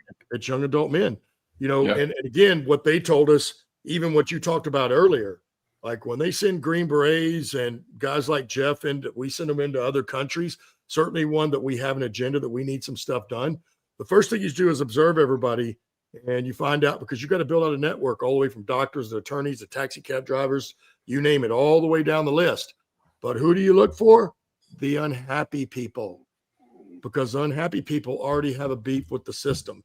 And then it's very easy to manipulate that person into helping you do whatever that is. And what we found in other countries, you make that thing good enough that people are more than willing to pick up a weapon and go die for that cause. So you wouldn't happen to be talking about mental cases like transgenders, would you? Well, that's a disenfranchised person right there. It doesn't matter what sex you are. That's a disenfranchised person. And look, they've already manipulated to the point that they're ready to change themselves. There you go. Yeah. Good way to put a final point on that. So, Jeff, do you think it would ever make sense to do classes in school on how to teach kids how to ferret out fake news? Or do you think that it would just become another weapon in the liberals' tool bag to indoctrinate our kids, to teach them that the way to identify, fake news is essentially a shortcut to their conservative, Christian, traditional American values. Clearly, that's disinformation. Could we pull it off? No. And the reason why is because most of the teachers are liberals. Yeah. You have a message of sanity, patriotism, logic, whatever you want to use, but who are you relying on to present the message? And Right. I hate to say it. I mean, both of my parents were school teachers. And three of my four grandparents were school teachers at one point, but they're not like that anymore. And I mean, I'm not saying all school teachers are this way, but the higher up you get, the more they are. And we see it all the time. These insane people saying a boy can become a girl if he just thinks he is. Yeah. Well, it's not the classroom teachers are doing some of that, but the ones putting teeth behind it are the superintendents and the school boards and all that. Yeah. So no, I think that education needs to come at home or needs to come up through a different forum, because you cannot present a message or a lesson if the person presenting the lesson thinks it's nonsense. You know, I could not in good conscience teach a class on why the earth is flat. I just couldn't, because I don't believe it. Yeah. And if they don't believe it, they're not going to teach it either. Yeah, that perfectly valid position for sure. So Jeff, imagine that, we're past 9/11 2.0. We now have these follow-on attacks. People are finally eyes wide open that everybody's at risk, including residential neighborhoods. So the intelligence right now does not show door-to-door murdering like happened on 10/7 after, during the main attack, during 9/11 2.0. But the intelligence does show it happening as time goes on in these smaller attacks that become more and more frequent. How do you tap into GWAT veterans to try and have people in your community that can spot these people, that, are vigilant, that can train other people? I mean, I get nonstop emails from GWAT vets asking me if I know of somewhere that they can go and help contribute and organize. And I don't. And if I had any bandwidth to speak of, I'd be willing to help with it. But I can't work any more hours than I already do. I think first you gotta be able to identify who your GWAT veterans are. But I think the most logical method of doing that is through your sheriff's office. I mean, out west, our sheriffs still have posses. They have volunteers who they can call on, for whatever. I mean, if someone's lost out in the desert, they'll call the posse and the people will go search for them. If there's, if the road is closed because of flooding, the posse guys will sit there they'll man the barricades to make sure some idiot doesn't drive into a flooded road and get washed away. And you need to do something like that. And even people who don't normally get along, when it's their ass about to be shot, they'll get along. They'll work together for survival. And so, you can have some liberal whack job and some conservative guy, but if there's a jihadi trying to shoot the both of them, they'll work together. But I think through your sheriff's department is probably the best way to do it. Okay. So what you're saying, Jeff, the proper motivation, right, gets the job done. Oh yeah, I keep thinking of that movie Ronin with De Niro, who is an ass, and they go, "Oh, you're just trying to save your skin." He goes, "Yeah, it covers my body." Too much. All right, so let's go into the final segment of the night here, which is pathways to victory, or the exact opposite, in America becoming balkanized and fractured. Right. So one way that things could go post 9/11 2.0 is what Jeff just described, where, you've got people from opposite ends of the political and cultural spectrum coming together for the greater good of the country. And, we end up, let's say, coming back together again as a country. I'm not holding my breath on that. The other side is that it becomes the catalyst to kick off more violence, because you're going to have people who see this stuff going on and think that they have carte blanche approval to do whatever they want. And you're going to see people do horrendous things and kill their fellow Americans because they think they can run wild, because it's call it a Teotihuacan situation, the end of the world as we know it. And I don't think a lot of these people care that there will eventually be a reckoning, and many of them probably think that there won't be a reckoning. And so with those two things together, if the hits keep coming, what are the chances that we bounce back economically and culturally? And that question goes to you, Randy. Well, I think what it's going to come down to is how much the average citizen steps up to stop this and how many of us do that. I think if we don't have that kind of participation, my thoughts. I fully expect the powers to be that want this to happen are going to catapult off of this. And, as we've mentioned, now they want Patriot Act 2.0 signed. That's not going to happen without something happening. The global elitists want a one world government. They want to change things fundamentally. That is not going to happen until something catastrophic changes things. And, my whole thing will be, trust me, and I've said this also for a number of years. You think people are fighting over oil now? You think we've had conflict over oil? Wait till it's food and water. When it's food and water, we're going to see some real conflict. And that might be in the middle of this country. It could be the entire world. But I would suspect if these attacks kick off, and like I said before, if they're even 50% successful, that's going to shut this country down to a large degree for a period of time. And then we're going to have strife over food and water.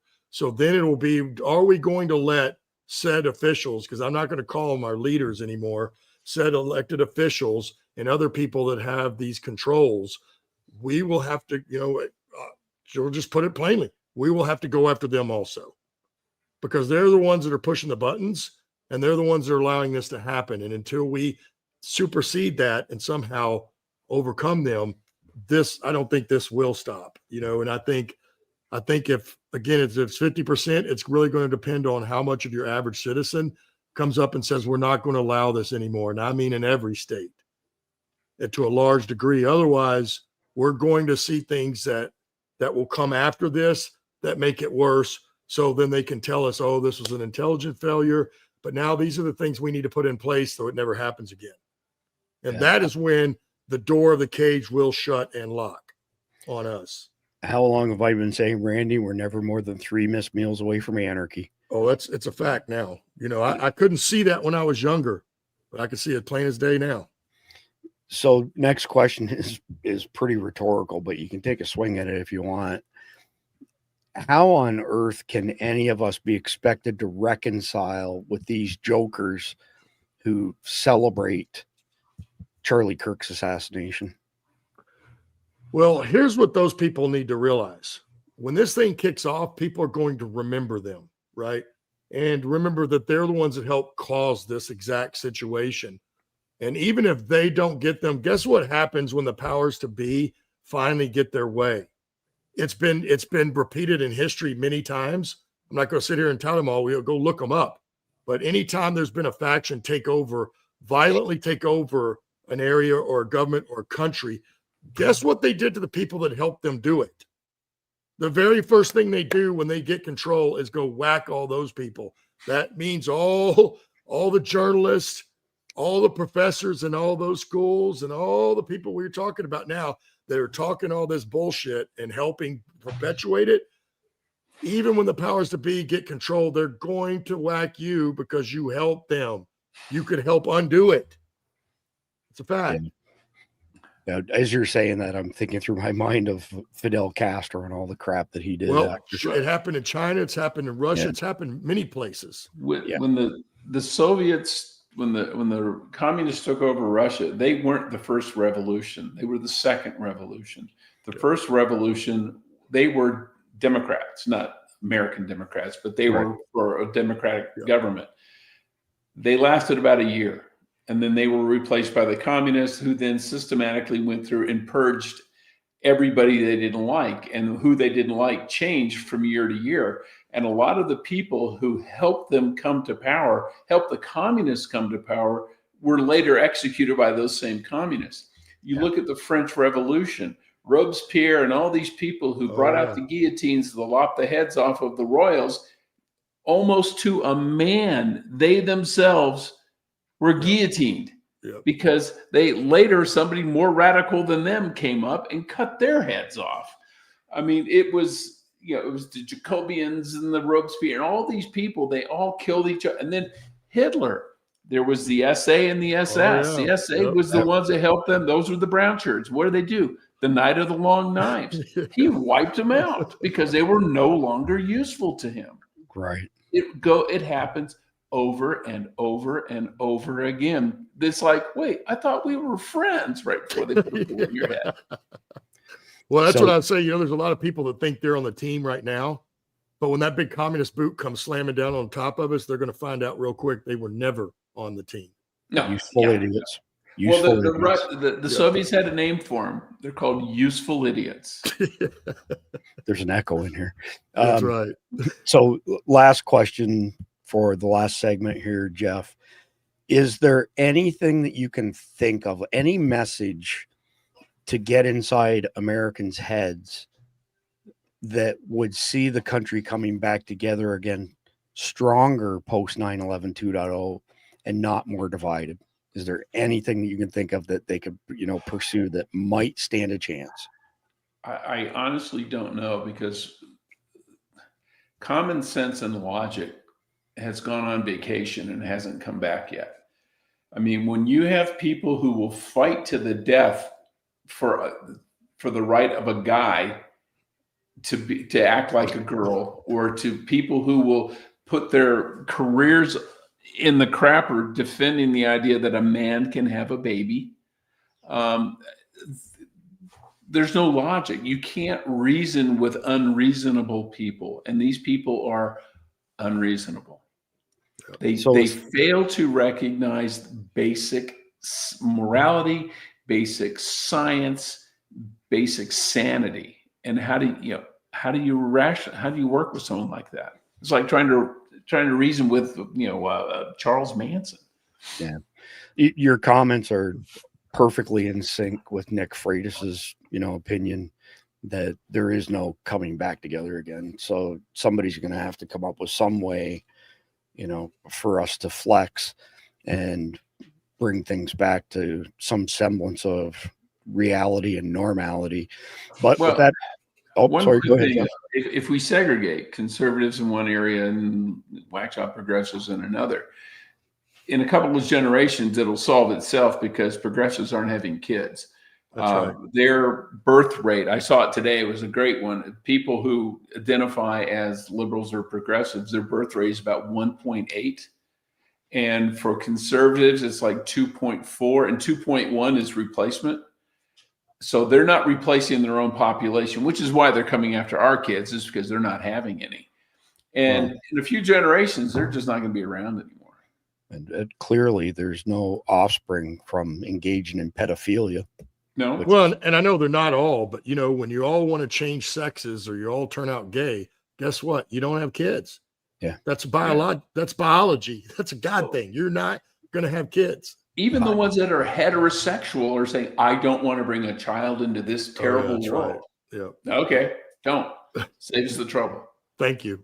There was somebody this past week in a liberal state that was nominated for a position. I can't remember what the position is, to save my life, but she was disqualified because she was asked, and I think it required Senate approval, how to define a biological male.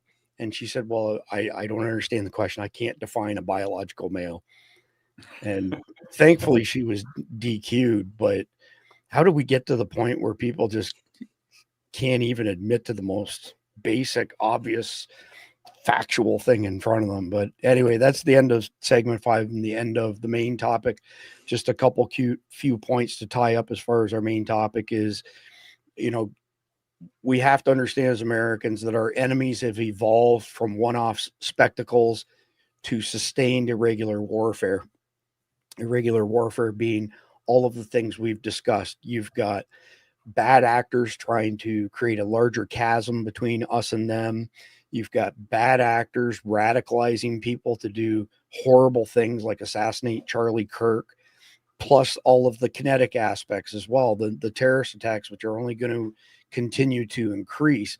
And I would actually say the cultural divide is the bigger, harder thing to solve by a country mile than any of the physical and the kinetic stuff is. And I'm going to steal a term from Randy. When I was putting the brief together, I kept thinking to myself how Randy likes to call people on our side of the equation real Americans. And then you have those other people, they're not really Americans. They're anti-Americans sort of thing. And, you know, I guess at the end of the day, we have got to figure out a way to get our message out better, because for years and years, what have we done on our side of the equation? I don't give a shit what they do over there as long as it doesn't affect me, you know, whatever. And that's the proverbial give them an inch and they take a mile. And that's just not going to cut it in the long term, pardon me. And I think that we also need to empower people to realize that they're being manipulated, but I'm not going to hold my breath on that one either. I mean, we're doing our best, but we're just a very small cog in a very big machine. But it's why we ask people to go sign up for a free account, help us get the word out to more people. And I think that the terrorist strategy now is perfectly aligned with the Chinese strategy, which is to break American unity to the point where China becomes the world's superpower, but we're not completely trashed, because if they trash us, then their economy gets trashed.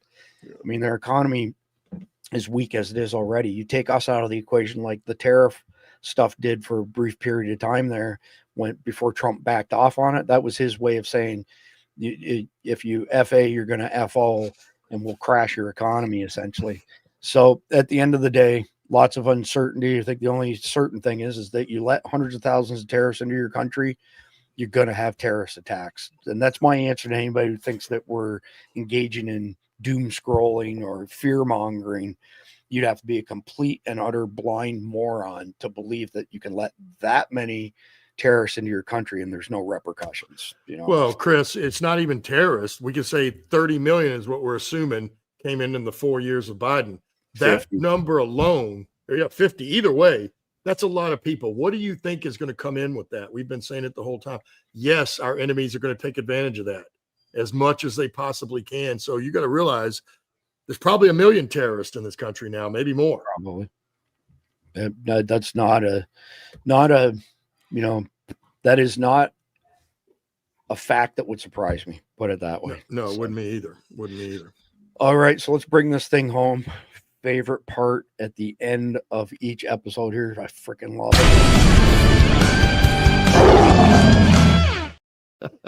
it. I'm telling you, John Madden, 1987 Monday Night Football. Just I love that little, you know, bit of music. They're from Carnival. Yeah. But you want to talk an American hero. So this is the Carnival hero of the day. 87-year-old legend passes. Rest in peace, hero. October 14th, 2024. Jorge Otero Barreto would earn 38 commendations, including 3 Silver Stars, 5 Purple Hearts, 5 Bronze Stars, 5 Air Medals, and 4 Army Commendation Medals. Jorge Otero Barreto went on over 200 combat missions. Goodness, that's a lot. Vietnam. That is just. Imagine the stories this man had to tell. Wow. Like, and with the air medals, I bet he was in a Huey. Yeah, probably. Getting shot at constantly. Right. Over 200 missions, man. That's a lot of. That's a lot of missions. Isn't that? Just incredible. I mean, what were the chances of even surviving that many combat? You know, astronomical. It's got to be very, it's got to be crazy low. So next one up here, and as promised, I said that we had the videos of the U-Haul and at the Coast Guard base in Alameda, California. There's 2 videos here. So the first one's 40 seconds and the second one down here is 1 minute and 3 seconds. So I'm going to play both of them. Let's start with this first one here. If you guys want anything stopped because you got something you want to put in, just say the word. There.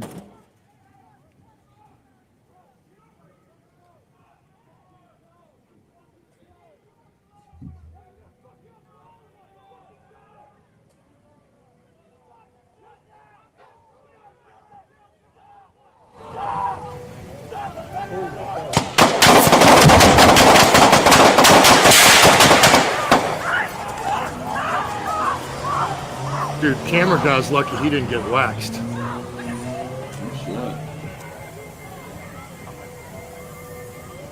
So it's hard to hear in that one. I think the next one you can hear in the background some Middle Eastern type of music coming out of that thing. So here's another angle, shows the moment law enforcement opened fire to driver back in U-Haul truck into line of police outside U.S. Coast Guard base in Alameda, California. Hours earlier, nearly all protesters dispersed. 1 minute, 3 seconds. Listen to the soundtrack in the back. I can hear it. I can't make it go any higher, unfortunately. I'm glad. So first of all, I'm going to throw it out there and we can discuss it when we get through the balance of it. But imagine if that cube van box truck was a VBID, of vehicle borne. It already did. Oh, yeah, instantly. Well, then it still drove off, right? And it stopped right here. Uh-oh.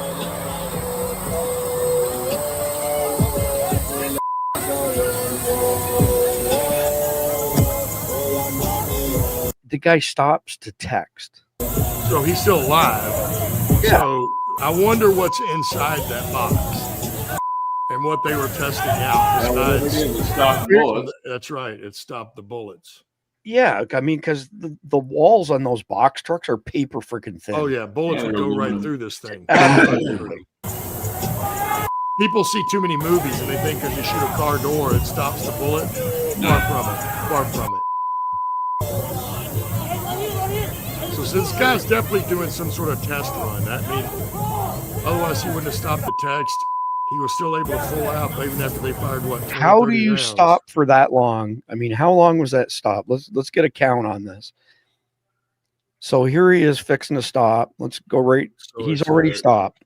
So let me back it up here. All right, he stopped right there at 18 seconds. And then all the way down here at 60 seconds ish. Right there, call it 55 seconds. So he sits there for 38 seconds messing around on his phone. And then he cruises on. And so they did arrest the guy, right? Or no? You know, I haven't even got that deep into it. This was sent to us again by J-Dub from our Guardians chat. That's pretty crazy. But how does the guy get stopped for 37 seconds and nobody does anything about it? Number one, shoot out his tires, do something. Exactly. You know, not to mention the fact that the police in that situation did not look like they were prepared for anything like this whatsoever. That was a piss poor response at any level you want to talk about, for sure. That was terrible. I'm not even sure I believe it, to be honest with you. I mean, I believe it happened, but it looks like it could have been, you know, I don't know, a false flag, something. Well, obviously something was in the back that stops bullets, but otherwise this guy most likely would have been smoked, because it seemed like 20 or 30 rounds were fired during that little iteration, maybe less, but it probably wasn't more. But there's no way he should have been able to drive off. That's a fact. Yeah. 100%. So that's crazy. I've got one here. I mean, we talk a lot of doom and gloom stuff Monday to Friday. And then Sunday nights, we've got my personal podcast, the Sea Heaven Show at 7 p.m. Eastern on Sundays, where it's all of the old Chapter 3 stuff from Survival Dispatch News, where we used to play zany stuff, funny stuff. So I've got one tonight, and I want to end, you know, the episode by being able to put a smile on some people's faces. So I've just got one. That's it. You can think of this as Chapter 3 for tonight. But this is from the White House. This is not bullshit. It's not AI. It's not a lie. This is Trump in very fine form here, 31 seconds long. So you have all of this timeline of the White House rebuilding after the war, 1812, addition of South Portico, addition of North Portico, addition of the West Wing, addition of the Oval Office, addition of the Rose Garden, addition of the East Wing, total reconstruction, addition of briefing room. Then you have Bill Clinton scandal, Muslim Brotherhood visit, tennis pavilion, cocaine discovered, Trans Day of Visibility, North and South flagpoles, Rose Garden renovations, Oval Office renovations, East Wing renovations.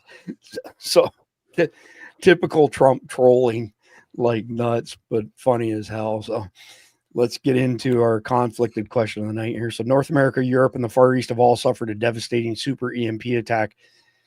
You know what? Because this is just not, it's not only not likely, it's not possible. We don't have the nuclear weapons to cause something that would take out our entire country, let alone entire continents. Change it to a coronal mass ejection. I was going to say, let's make this a CME, which is much more likely. Look up the Carrington event on September 1st, 1859, was an X5 CME. It set telegraph wires, telegraph machines, and telegraph operators on fire. CME is a plasma ejection from the sun. It is not limited to one geographic region. It hits the ionosphere. The entire globe is affected by it. Somebody said last year, oh, there was this CME, but it only hit Italy. That doesn't happen. That can't happen. It's a global phenomenon. But let's call this a CME, a coronal mass ejection. So let me start over.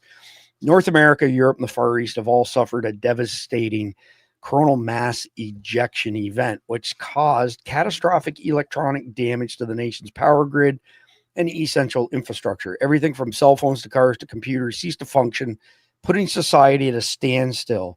With civilization in chaos, Gordon must fight for the limited and fast dwindling resources.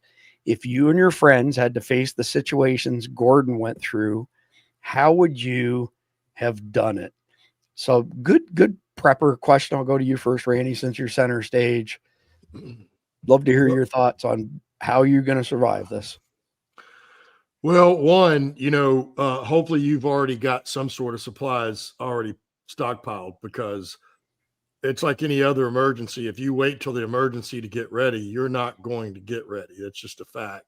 Yeah. One, I would try to stay out of the chaos too, because believe me, just like we saw in New York and other cities, Minneapolis during 2020, that's exactly what you're going to see in every, certainly major city, in any big metroplex. So I would stay out of that stuff. And, you hopefully you did some kind of Boy Scouting, right? Or even got a few Eagle Scouts that you might know, because you're going to go back to times before electricity, which we have not had to do in this country in a very long time. But that's essentially what it's going to be like. We're going to become gatherers and foragers again. And that's reality. Well, and I mean, before we go to Jeff, I would add that within 3 months of the stock market crashing in 1929, it became front page news if somebody spotted a deer. The population then was half of what it is now. This concept that people are going to go live off the country and harvest deer and other stuff ain't going to happen. I've told several people that recently, because the same thing, like, well, we'll just go, we hunt already. I'm like, yeah, but here's reality. That's already been done a couple of times on the planet. And what happens is within 2 months, there's no local wildlife left. Bingo. It's all been harvested. Because everybody's going to do the same thing that can. Right. That's a fact. I would say the only place you might stand a chance is a coastal area where you can fish. And that's if you can keep your boat, because believe me, there's going to be people out there too. I mean, you're cool. 3 missed meals, anarchy. And done.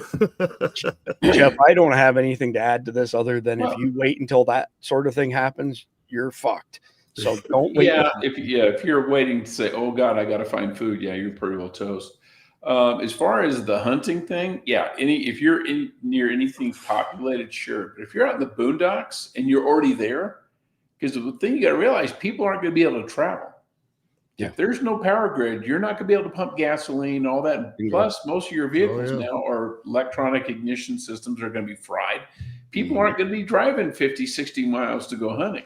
Nope. So they're only going to be able to hunt what's within walking distance of where they are. Yeah. But the first thing I think people would need to do is make friends with an old person who knows how to do crap before everything was electronic. Yeah. Right. Yeah. That's good advice. Again, I don't have anything else left to add to this as far as that question is concerned, but I do want to hit on a few things. I want to mention our friends over at Vets Tactical, and we don't get any affiliate commission from these guys, but they've got this product they call the cup holster. So CUPOLSTER, obviously to play on the words cup holster, but it's called the cup holster. And this one that you see, the yellow, by the way, YouTube AI, this is not a gun. This is a piece of plastic for demonstration purposes only. So screw off with your strikes during live broadcast. This is pretty much vertical here, and there's magnets in here as well. So this plastic gun's moving around, but the magnet will pull the gun to one side, and they accommodate various flashlights as well being on your pistol.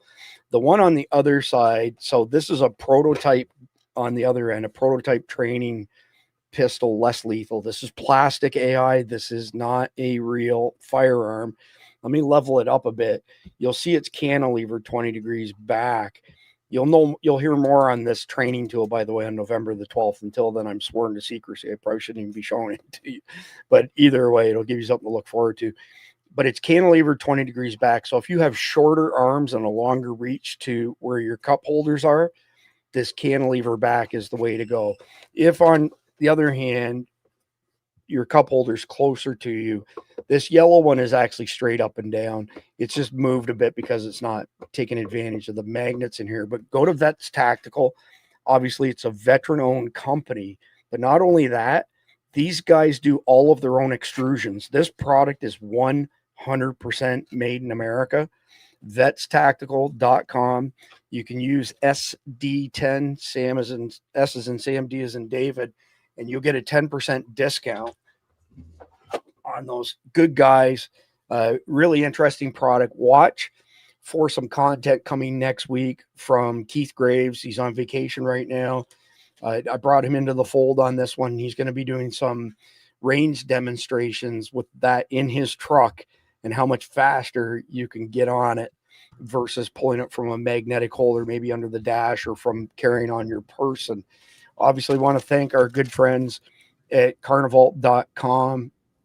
So this is American premium meat, beef, chicken, pork, no mRNA, no antibiotics, no histamines, no Argentine bullshit. This is straight up American ranchers, American product, 25-year shelf life. Nobody has cracked this nut like these guys, by the way. When you freeze dry fat, it turns to jelly and it ruins the meat in the vacuum seal bags in the blink of an eye. These guys have found a niche and they've managed to crack this nut. These are all American people. And I'll tell you what, if you're concerned about the price of beef, continuing to go up, sign up for a subscription and lock in your price right now. As far as I'm concerned, it's kind of risky for Carnival, but you can sign up for a subscription. And beef is their most popular product, but the chicken is really good, as Randy will tell you. Randy swore off chicken for years until these guys came along, because some of us don't like our meat to be glued together and taste like shit. And that's what a lot of people are doing. We're even seeing, grocery stores now where they're carrying steaks, ribeye steaks that have been glued together. It's all offcuts. They're trying to tell you it's a premium cut.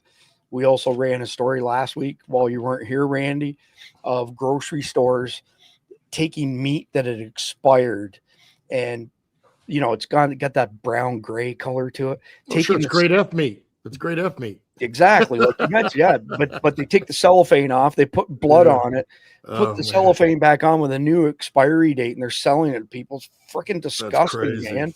The other part, from a prepper perspective, power goes out, you don't have to worry about your meat spoiling. This bag here weighs 6 ounces when you get it, and when you reconstitute it, less than 10 minutes, you've got raw meat, 1.5 pounds in this, by the way. Tomorrow morning, 08:38 Eastern time. If you want to know why 08:38, send me an email, support@survivaldispatch.com. We've got a video airing tomorrow morning from JJ Morris on using this stuff out in the field in a go bag.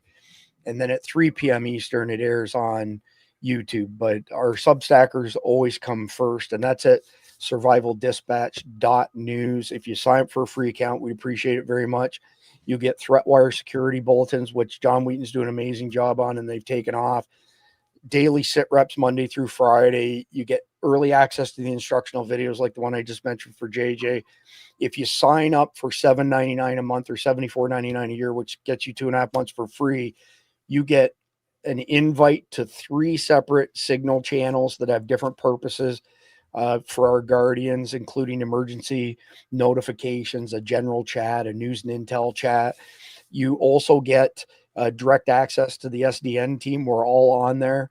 You get $370 in Survival Dispatch Insider e-magazines that we sell for $10 a piece. You get them all included in your membership for free.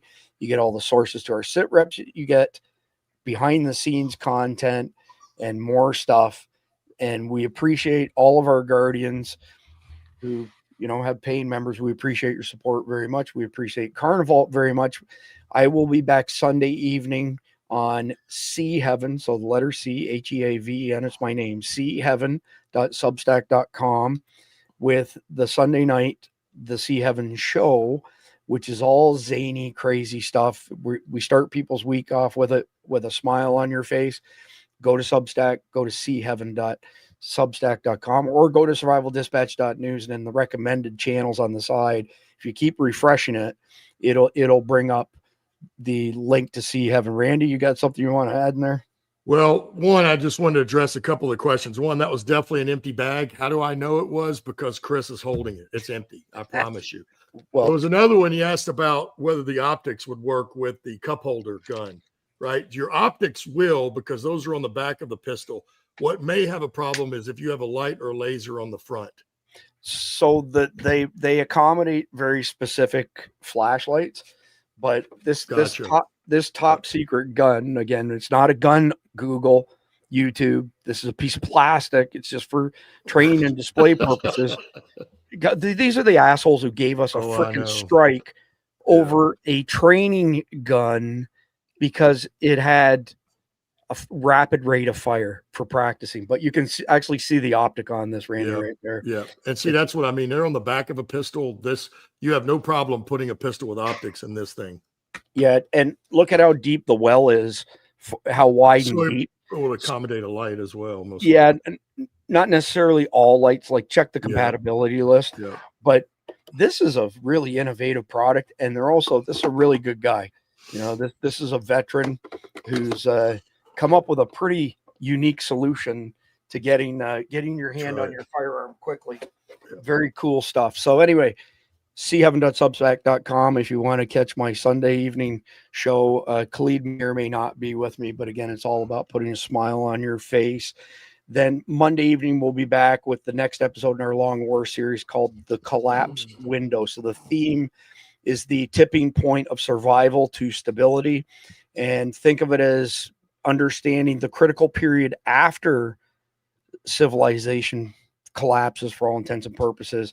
And when communities then either organize, come back together, or descend into chaos. I would say, large urban areas, it's the latter bucket. They'll descend into chaos. Some of the urban areas where people still, behave like people, they'll probably do all right. But again, want to thank everybody, Carnival. We appreciate all y'all out there in the audience, especially the Guardians. Between now and Monday night before we return, if you could please like, share, comment, subscribe. We would appreciate it. God bless America. God bless America. Enjoy the closing video.